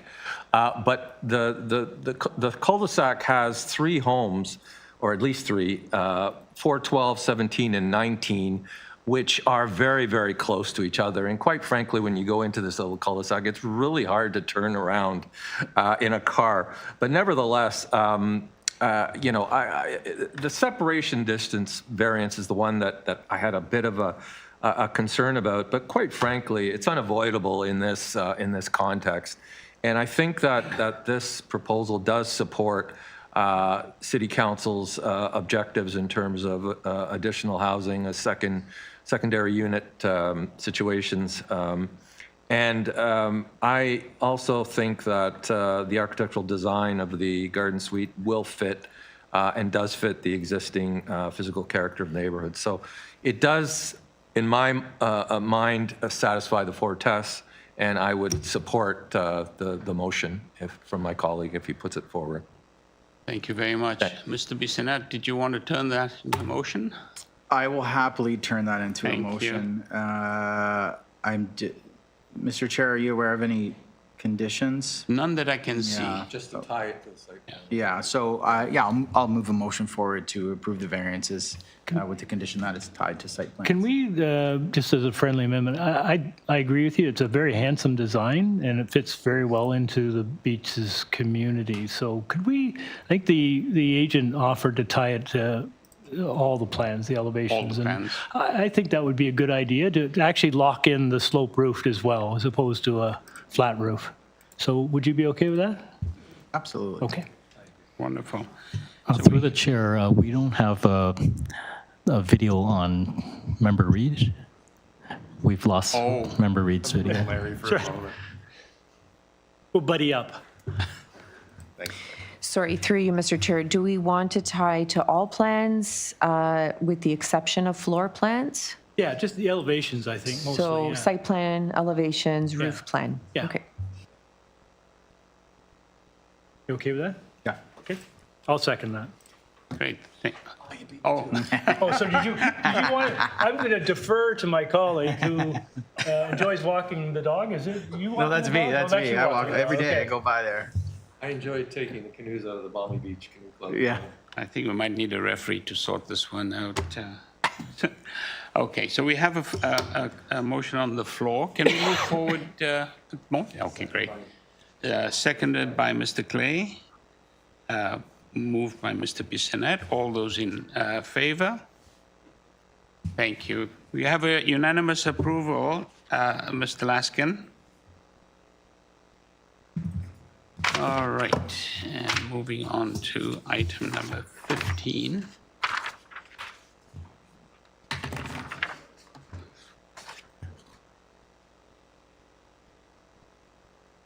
Sorry, item number 14, not 15.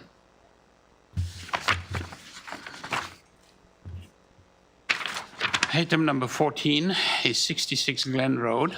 Purpose of the application is to alter the existing 2.5 story detached dwelling by reconstructing the existing basement walls that will be under the new ground floor deck and stairs, and the entrance structure to access this basement area, the cellar.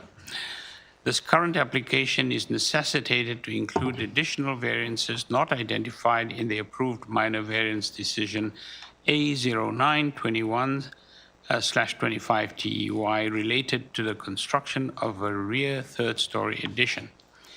The committee had before it the following communication: copy of plan of survey, site plan, floor plans, and elevations, 2 photographs of the subject property, email correspondence from the agent, a decision number affecting the subject property, tree site plan, and we also have staff reports from community planning and urban forestry. Okay.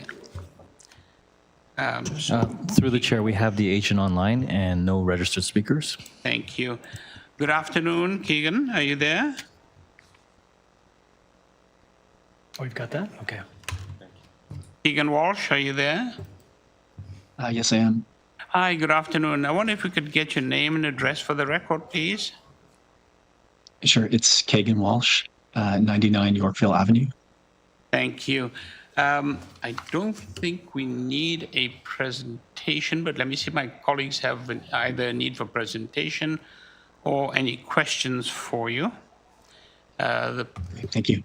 Thank you. The application looks fairly straightforward. We have 3 variances in front of us that look relatively minor in nature and seems to be more technical. Let me see if my colleagues have any other thoughts or questions for you.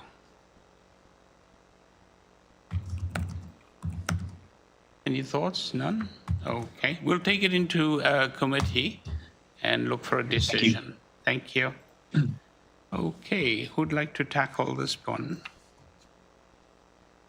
Looks like a fairly straightforward. Chair, yeah, so it looks like this is just, they've already received an approval. This is just coming back in to reconcile the foundation walls with the approvals they received for the upper structure. So I think it's just a very technical one. Request. So I will move approval. There are planning conditions. There's forestry number 2 and forestry advisory. Perfect. Thank you, Mr. Clay. Seconder? Mr. Lombardi, thank you very much. Oh, okay. All those in favor? Thank you. Ms. Walsh, you have a unanimous approval. Thank you. Okay, moving on to item number 15. Item number 15 is 1045 Dufferin Street. Purpose of the application: to construct a new 3-story building, a utility switchgear facility. There will be 2 front yard parking spaces, a site plan control application, file number 25166590 STE 09SA is currently under review. Committee had before it the following communication: copy of plan of survey, site plan, floor plans, and elevations. Pardon me. 2 photographs of the subject property, a covering letter from the agent, arborist report, presentation materials from the agent, email correspondence from transportation engineering, and we also have opposition correspondence or correspondence in opposition from 1045 Dufferin, 540 Gladstone Avenue, and 536 Gladstone Avenue. Through the chair, we have the agent here in person and 1 opposition speaker online. Thank you. Mr. McKay, welcome. Good afternoon. If you could get your name and address, please. Yes. Is the green light on? There we go. Thank you. Thought something was wrong there. Good afternoon. David Mackay, registered professional planner with MHBC, 7050 Western Road, Suite 230, Woodbridge, Ontario. Thank you. We will need a presentation as we do have somebody in opposition. Yes, thank you. Thank you, Mr. Mackay. Yes, so the proposal before you today is to reconstruct the existing Toronto Hydro facility. It's a substation, switchgear station located on Dufferin Street. To the immediate north is the Hydro 1 station that is combined with this facility. We are looking to redevelop, or Toronto Hydro is looking to redevelop in order to address future power constraints that have been identified by the city to deal with growth in the City of Toronto, as well as to assist in meeting the net zero targets that the City Council has identified. And that puts considerable strain on the existing facilities owned by Toronto Hydro. So this will facilitate that improvement to the property relative to hydro, as well as the overall community. In terms of the variances at hand, there are really three variances. The first one deals with an increased height to 16 meters, just over 16 meters. And that is to facilitate the requirements of the facility that has to be internalized in terms of the equipment to facilitate that future requirements by hydro. The second variance, or two sets of variances. One is, I think, fairly innocuous, which is a reduction in the side yard setback to the north. To the north, as I mentioned, is the Hydro 1 facility, and obviously these two utility facilities work hand in hand. We do have a rear yard setback variance. The current building is about 2.5 meters from that property line, and we're looking at a slight decrease in that to just under 2 meters. And again, that's to facilitate the internal requirements of Hydro 1, going down to, at the top end of the property, 1.57, and at the bottom, 1.72. And then the third variance, which I don't think is at issue with city staff, is the provision of 2 parking stalls at the front on Dufferin Street to facilitate the employee requirements when they go to visit this facility. I have reviewed the comments from the neighbors, and I understand their concerns with providing for a facility at this location in proximity to a reduction. In terms of that, the height, obviously that is a function of the facility requirements. It fits in with the overall neighborhood at 3 stories. 16 meters, if it's residential, is about 4 stories in height. And that is in keeping with the surrounding neighborhood, including the facility across the street at 5 stories. While I appreciate that there are concerns with it being brought closer to them, it is a blank wall. It will eliminate privacy and overlook concerns, which is typically required for a rear yard setback condition. And that's the provision requirement for the bylaw. We have to remember that the setback requirements were set up for residential buildings. So the 7.5 meters is really for that protection of privacy and overlook, as well as usability of amenity space in the rear yard, which this facility doesn't require. And so we feel that by providing that blank wall condition, and we're open to additional landscaping and whatnot to help soften that, we can work through with staff on that through site plan. We think that the intent of the official plan and zoning bylaw are being met. Again, yes, it is an increase in height, but it is within the realm of what is existing in the neighborhood. And lastly, there was comments about EMF, vibration, and noise issues. All of those items are being taken care of through the site plan approval process and the building code requirements. And in fact, the construction of this facility is such that those vibration matters will be dealt with through the individual equipment, and then also noise and EMF are being dealt with through the materiality of the building and its fully enclosure. Right now, it's partially enclosed, so we're actually making the situation better from that perspective. So with that, I'd be happy to answer any questions that committee may have. Thank you. Thank you very kindly, Mr. Mackay. I do have one quick question, not observation, because when one looks at Google Map, there's already an existing parking space in front of the building, if I'm not mistaken. Yes, there is. Yes. Okay, thank you. Are there any other questions at this point? None? Okay, we'll go to the person in opposition, and you can respond to their concerns. Thank you. Through the chair, we are unmuting the speaker from 540 Gladstone. Good afternoon. Mohammed Reza, are you there? Yes, it's Mohammed Reza speaking. Name and address, please, for the record. 540 Gladstone. My name is Mohammed Reza Najmabadi. You have 5 minutes to make your presentation in your case. Thank you, Mr. Chairman. So I want to start by saying that I understand hydro is an essential service for our city. I'm not here to be difficult. I'm here as a neighbor who wants to continue living in my home comfortably. My home is a 1.5-story bungalow, and as you can see from the photo I submitted, my backyard is my only outdoor space. Mr. Chair, if a staff could pull up that photo, I appreciate that. Yeah. I'm sorry about the way the backyard looks. We just recently moved to this house, and it needs more attention. You can see in the current, red brick building. The applicant is asking for a height that is more than triple what is currently there.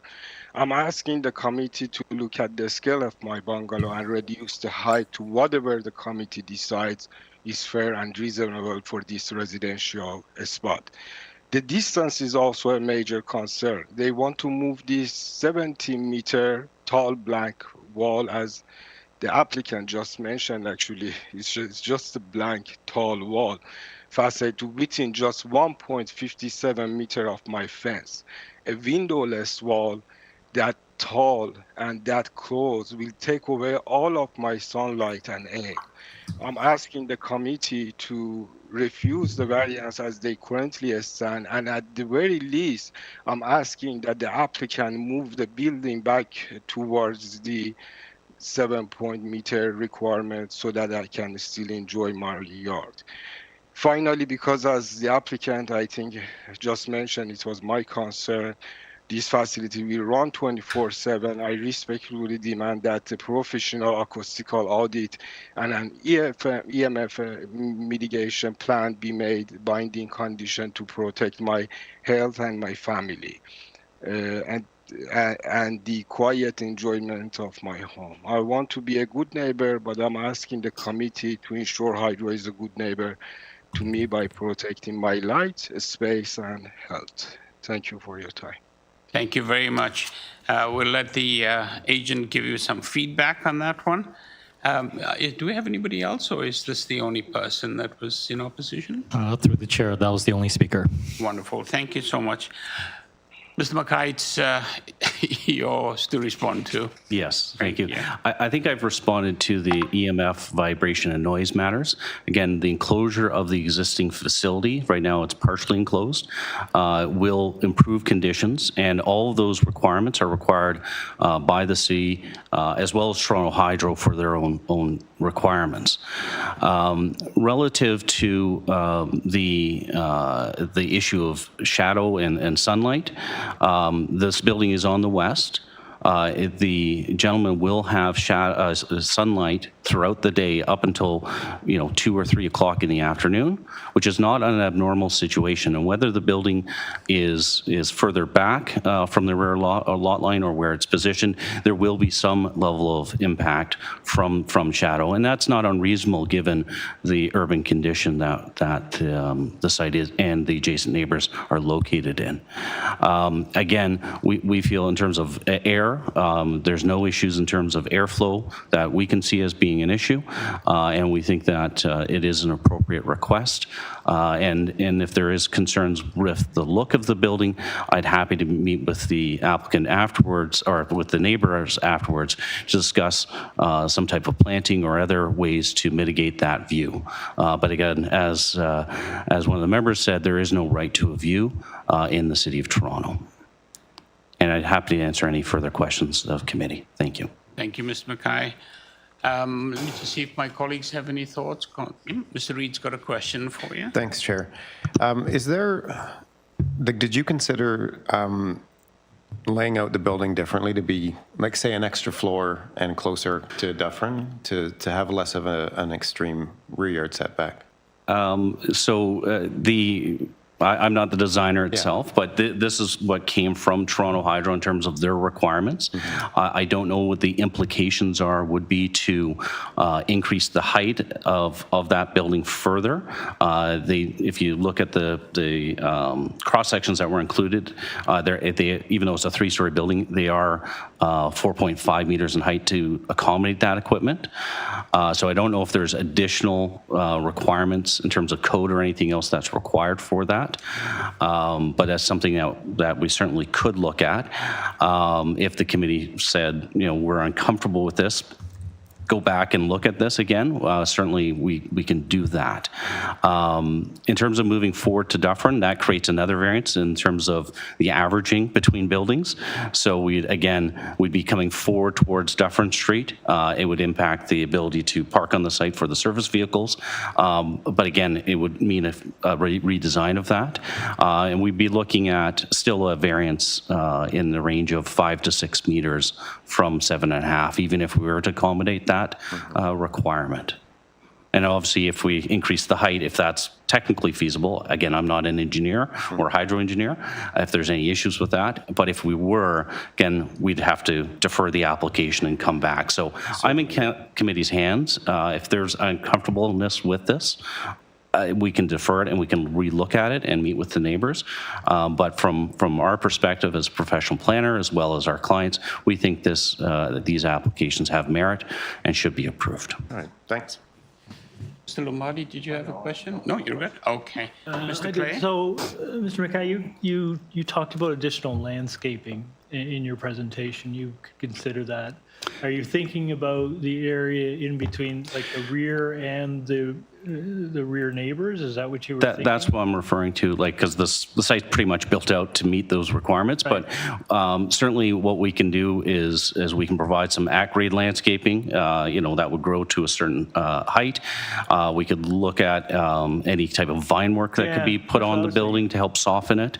Yeah. There's a number of ways that we can work through that, and if that's a condition of committee, we can work with city staff through the site plan process to finalize that. I mean, I think he's got a legitimate point about just the Yes. blank bare wall in his backyard. Anything that might be done to soften that, mitigate that, make it less unattractive, I think would probably go a long way.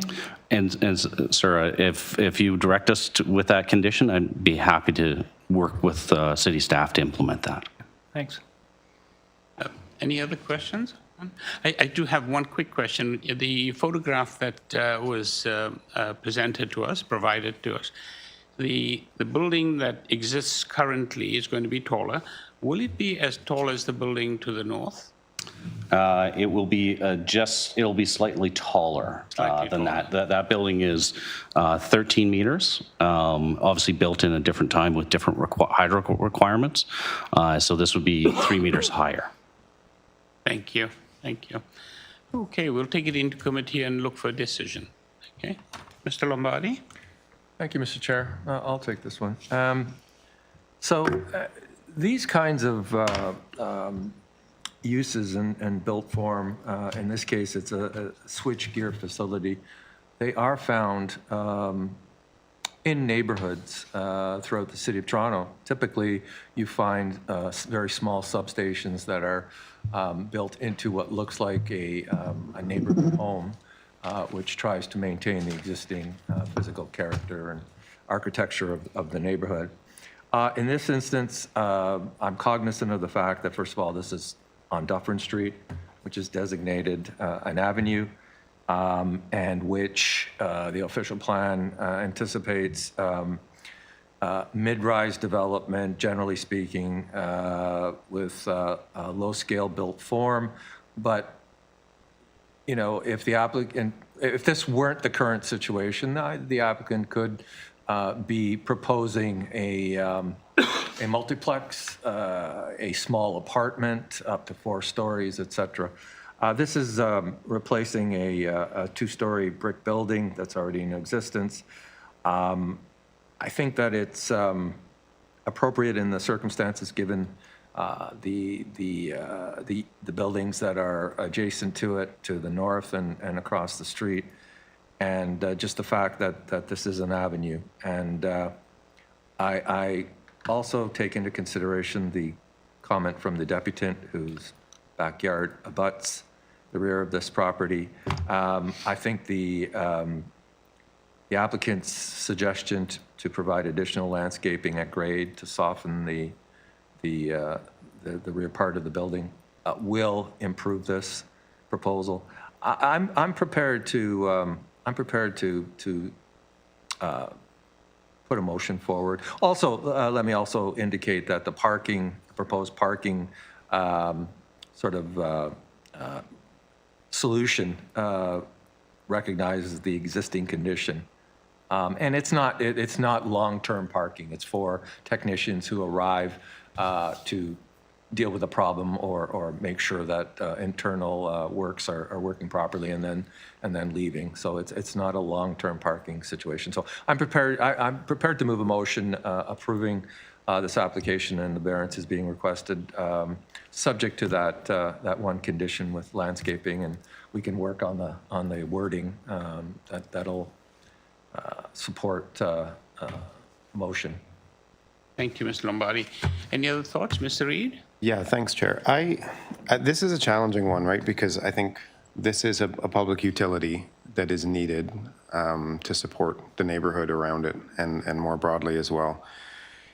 And given its existing situation where you have a pocket of these utilities, the very big Bell building across the street, which actually goes basically the whole way back to its rear property line, and then its partner to the north.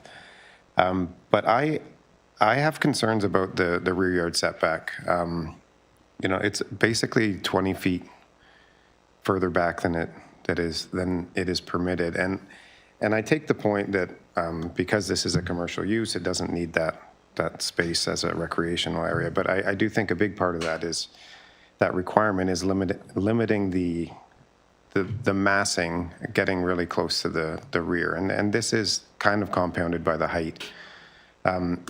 I get Dino's point about that. Yes, this could be redeveloped in a more intensive way as well, but I wouldn't imagine that this level of massing would end up at the back of the lot. And I take the neighbor's point. I think that this would have a material impact on their property, and that impact would be lessened if there was less of a rear yard setback variance being requested. So I can't support this application.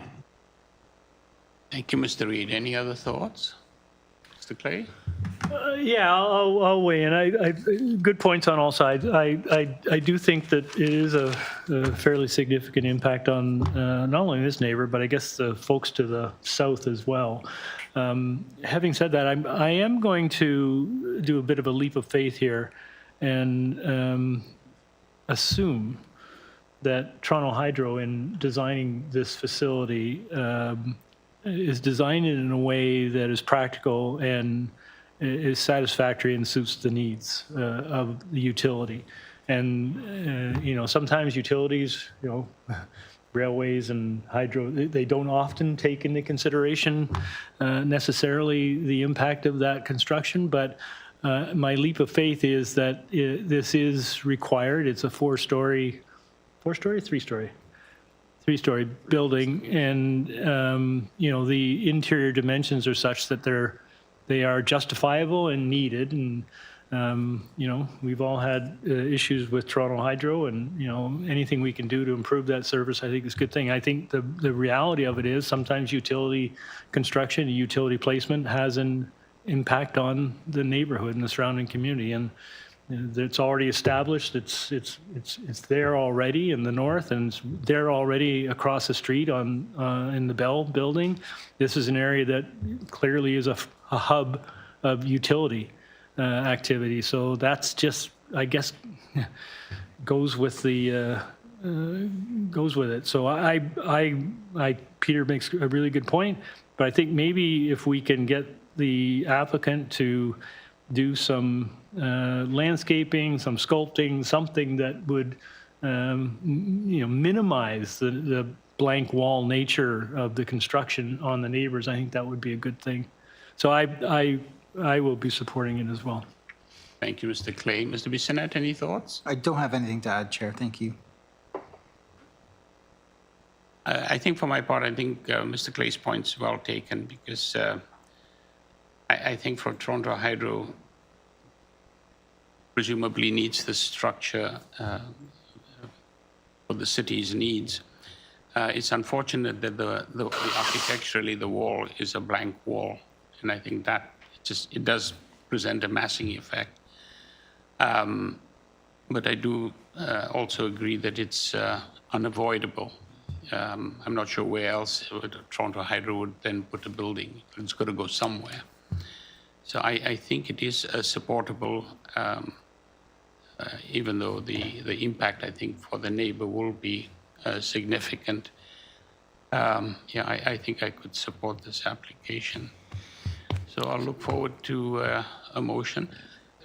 Sorry, if I may just add, I think with regard to the soft landscaping of vegetation, I'm not sure how one would police that. So Sabrina, we can't. Can we put a condition in there, or can we just make for the record? It sounds like the applicant is willing to do something. Through you, Mr. Chair, I would suggest putting it in as for the record. They are going through site plan control, and they can work with the planners on that. Okay. Thank you. Mr. Chair, I would move a motion, but I'm going to ask, Larry, you raised that possible condition. Do you have? No, I think it's for the record. I think just note that the applicant has agreed to introduce a variety of landscaping opportunities in the rear of the building, in between the rear of the building and the rear lot line. Okay. I'll support that wording as a condition to my motion. Thank you. So through you, Mr. Chair, it won't be a condition, it'll just be for the record. Yeah, for the record, yeah. Yes. And then the applicant will work with community planning staff through the site plan control. And I think I take some comfort that the agent has indicated that his applicant would be amenable to that. Thank you, Mr. Clay. You seconding my? Sure, I can second that. Thank you, Mr. Clay seconds. Okay, all those in favor? Okay, and Mr. Reid dissenting? Yes, thank you. Through you, Have your Mr. approval, sir. Thank you. Sorry, through you, Mr. Chair. For item 16, before Mr. Lombardi leaves, can you just state for the record Thank you. the reason for declaration of interest? Thank you, through you, Mr. Chair and Madam Secretary Treasurer. At my time as TLAB Chair, I issued a final decision on appeal of Committee of Adjustment for the property immediately next door, for number 48, Plater Crescent, and I noted that the owners of that property have submitted correspondence on this application, and I'm not sure if they're speaking in opposition or support, but out of an abundance of caution, I've decided to recuse myself. Thank you. Thank you, Mr. Lombardi. Okay. We will move on to item number 16. Item number 16 is 46 Plater Crescent. Purpose of the application is to construct a new 3-story detached dwelling with a side west basement walkout, including a new secondary suite, a front covered porch with stairs, a rear ground floor deck with stairs, and a rear 3rd-story balcony. Also to convert the existing rear 1-story detached ancillary building garage into a garden shed. There will be a total of 2 dwelling units on this lot. The committee had before it the following communication: copy of plan of survey, site plan, floor plans, and elevations, 3 photographs of the subject property, presentation materials from the agent, correspondence in support from 43 Jackman Avenue and 48 Plater Crescent. We also have correspondence in opposition from 35 Jackman Avenue. Through the chair, we have the agent online and one registered speaker here in person. Okay, thank you very kindly. Mr. Galbraith, are you there? Good afternoon, Mr. Chair. Good afternoon, Mr. Galbraith. Welcome, and we do need a presentation. We do have at least one person in opposition, so if you don't mind, thank you. I don't mind. If my cover letter could be brought up on the screen, that would be fantastic.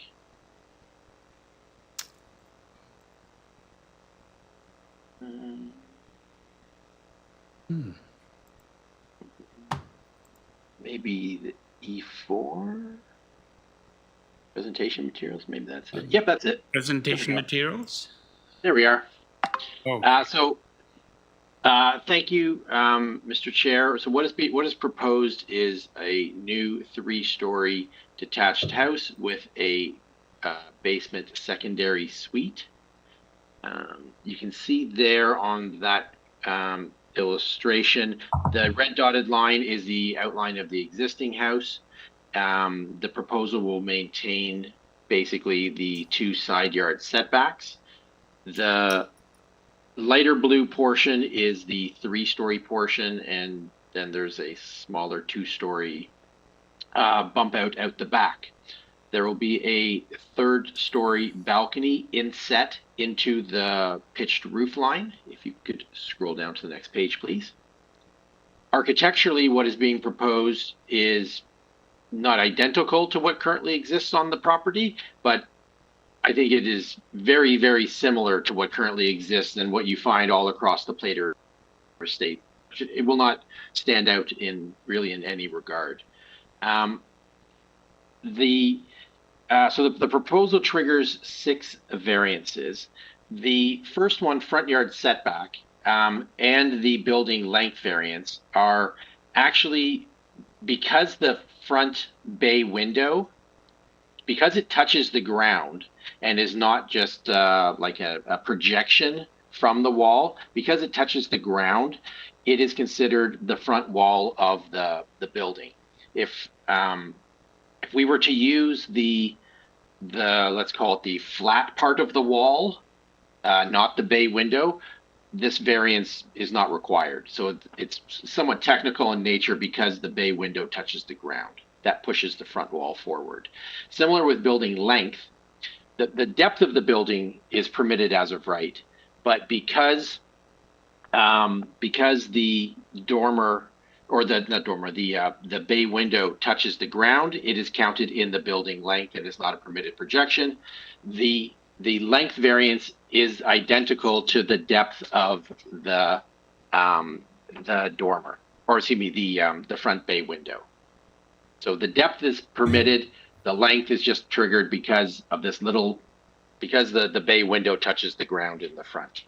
The side yard setbacks are basically the existing condition that is being proposed to be maintained.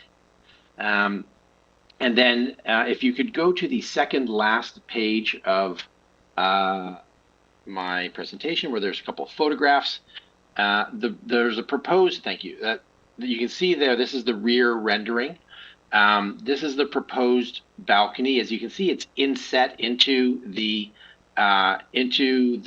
roof line of the building. It's almost like a dormer. That allows the sides of the roof to actually create some visual screening to the sides. And if you could scroll down to the next page. However, there's already on the existing building a 3rd floor balcony, and you can see the house next door at 48 Plater. It also has a 3rd floor balcony, and then the next picture down, I just use my drone to show you basically what the existing view is along the block to the north. This is a dense urban condition. There really isn't any existing quote unquote privacy in these rear yards, and the proposed balcony will not really affect the existing condition. As part of our application, we did a neighborhood consultation. I dropped flyers in every mailbox, and the owners knocked on doors, everybody on the block, and then the 2 abutting houses to the rear. We had 1 email sent to my client that said that they were supportive. And then you can see that there are a couple letters of support and 1 letter of opposition in the file. I didn't receive any comments myself from the flyer drop that I did. Happy to answer any questions that the committee has or that the neighbor has. Thank you, Mr. Galbraith. Let me just see if my colleagues have any questions for you at this point. If not, we'll move to the person who's present with us today in opposition. Good afternoon and welcome. Hello, my name is Dylin Baker. I live at 35 Jackman Avenue. Thank you. You have 5 minutes to make your case. Yes? Okay. I'm just scared. Oh, don't be. Okay.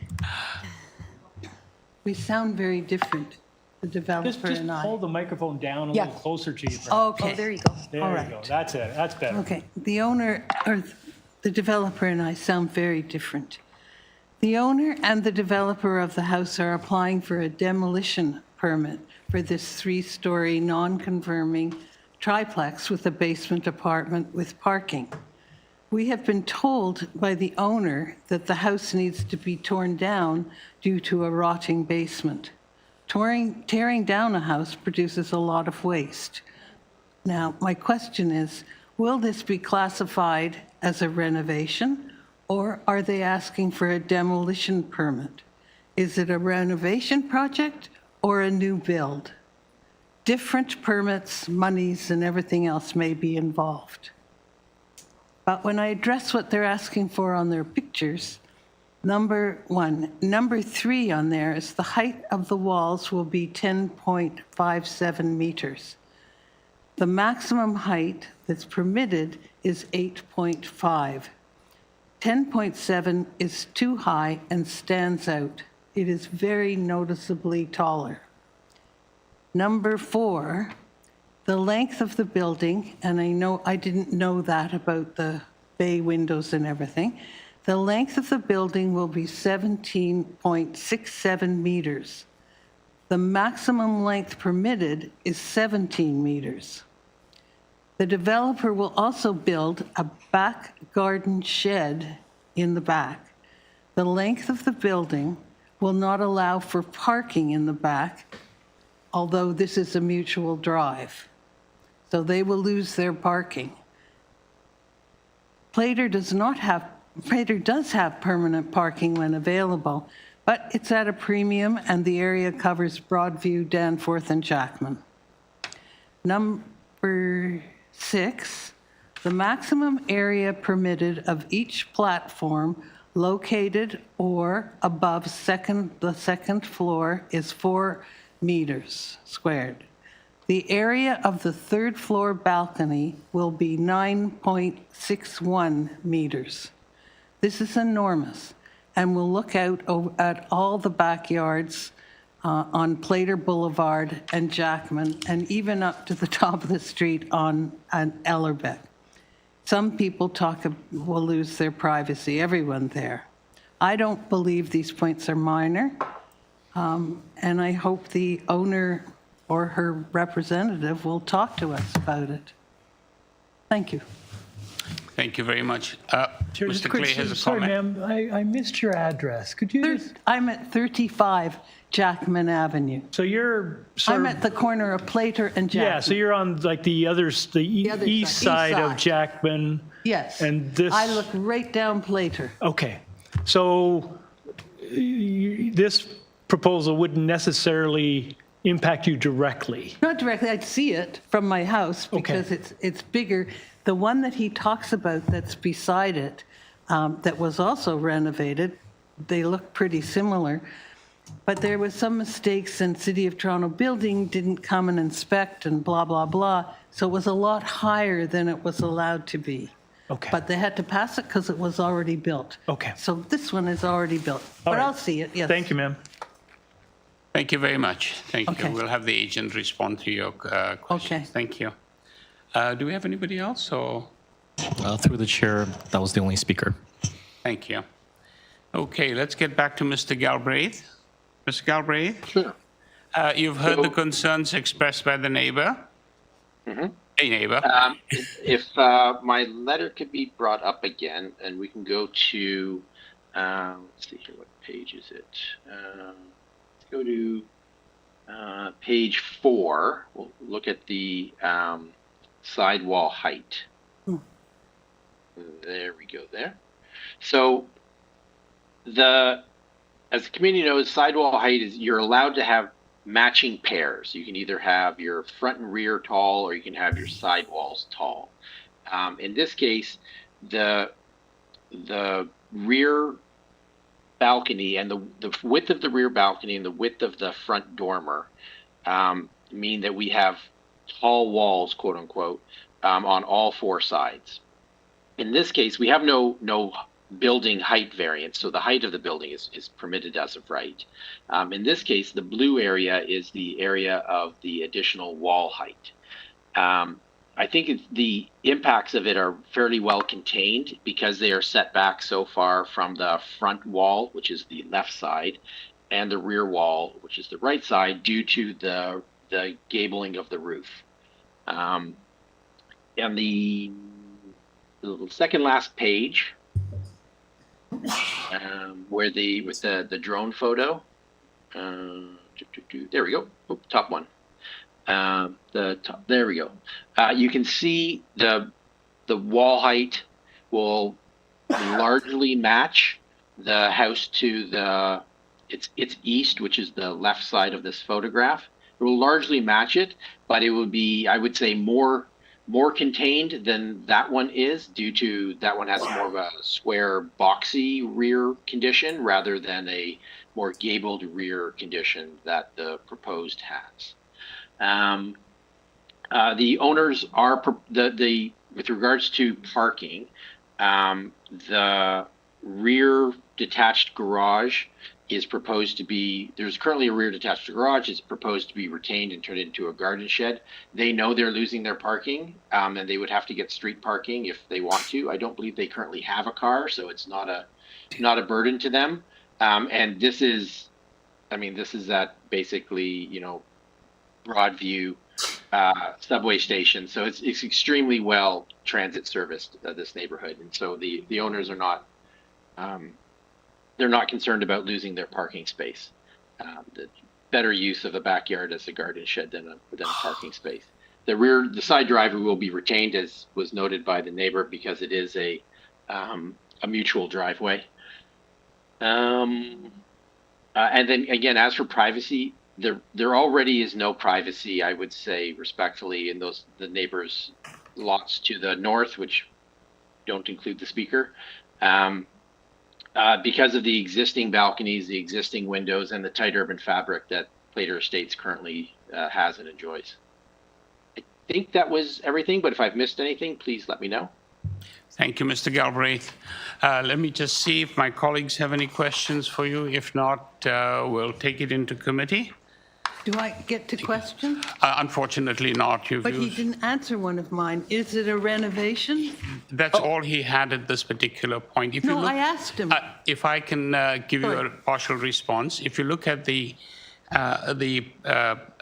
application, it very clearly talks about, and bear with me a second when I put it up, to construct a new 3-story detached building. So it's a new 3-story detached building. So and it's a new one. So it means that the old structure will likely be torn completely. And thank you. Okay, I will take it into committee now and look for a decision. Chair, I'm happy to take this one. Thank you, Mr. Reid.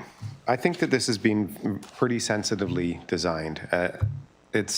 And especially up with the roof line, and to fit into this neighborhood, which often we see new builds that are much boxier and more obtrusive. But I think having the gabled roof on both ends and then the inset balcony is a very smart decision, I think. And I get the fact the agent did a good job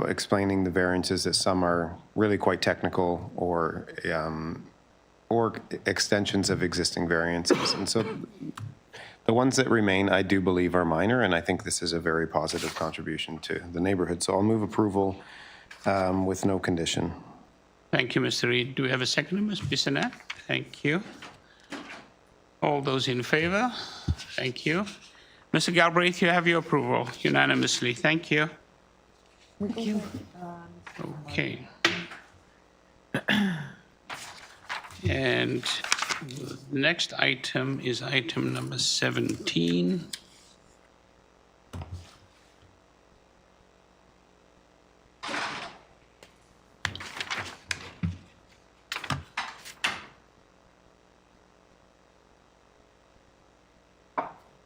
Just wait until.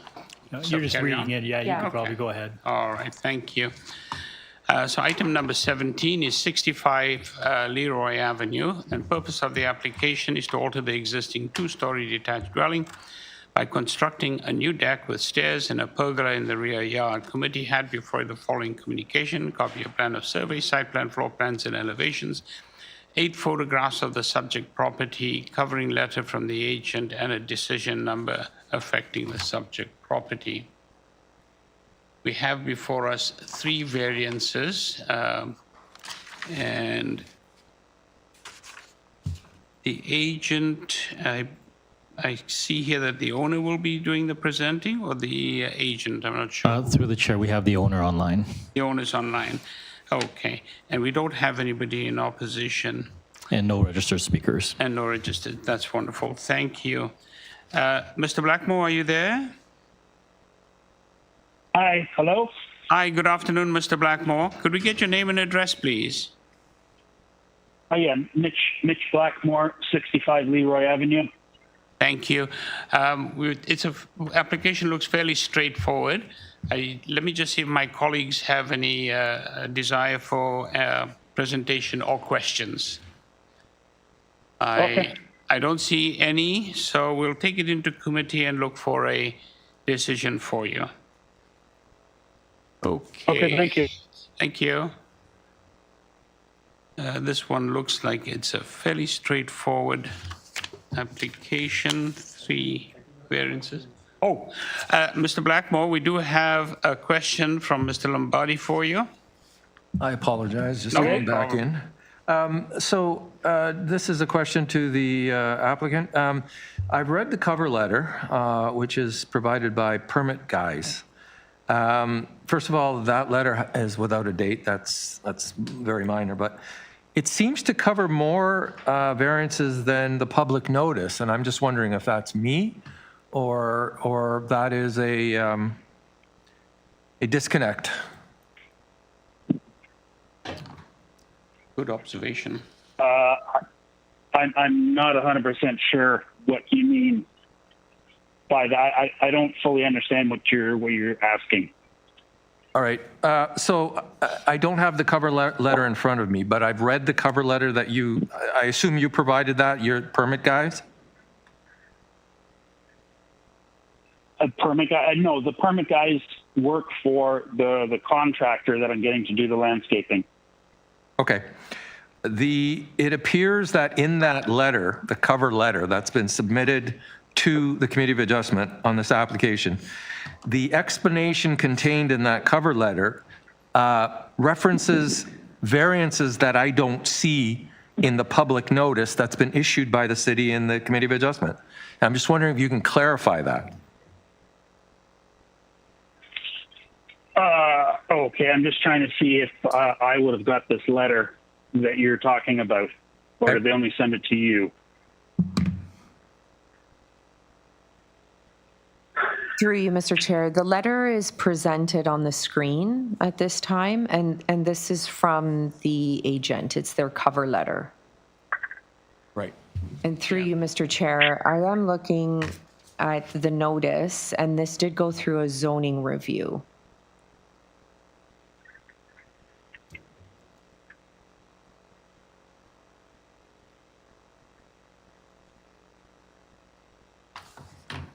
Hello? Hi, Mr. Blackwell. Sorry, I wasn't sure who was waiting because I'm just on the phone. I'm not on video, so I can't see anything. Okay. So I just wasn't sure if someone was waiting for me to talk. Looks like the additional ones are lot coverage, right? He's got, the agent has 5, 2 of them are lot coverage, which aren't included in the zoning notice. So if it's a zoning, if a zoning examiner has been there, they haven't identified lot coverage as an issue. In this particular case as well, I just wonder, since we have the application with 3 variances, that the cover letter, whatever the cover letter says, doesn't apply. We're focused on the 3 variances and that's it. So I suspect we can ignore the cover letter and just go straight to the request. I just wanted to make sure that that was correct. Through you, Mr. Chair, for clarification, I believe if the applicant had submitted a waiver form, then yes, there would be a concern there. But given that they've gone through a zoning review, then. Okay, I was just curious because I see that in the cover letter, there are variances they're suggesting for size of platform, et cetera, et cetera. So, all right, that clarifies it for me. Good catch. We'll go straight. Thank you, Mr. Lombardi. Okay, back into committee. Anybody want to handle this one? I can, Chair. Thank you, Mr. Bissonnette. Yeah, these are very minor variances. I think it's a completely straightforward application. I don't see any conditions, so I'll move a motion forward to approve the 3 variances. Thank you very much. Do we have a second, Mr. Reid? Thank you. Okay, we have a motion on the floor, moved by Mr. Bissonnette, seconded by Mr. Reid. All those in favor? Thank you. You have a unanimous approval, Mr. Blackmore. Thank you. And finally, for this morning, we go to item number 18.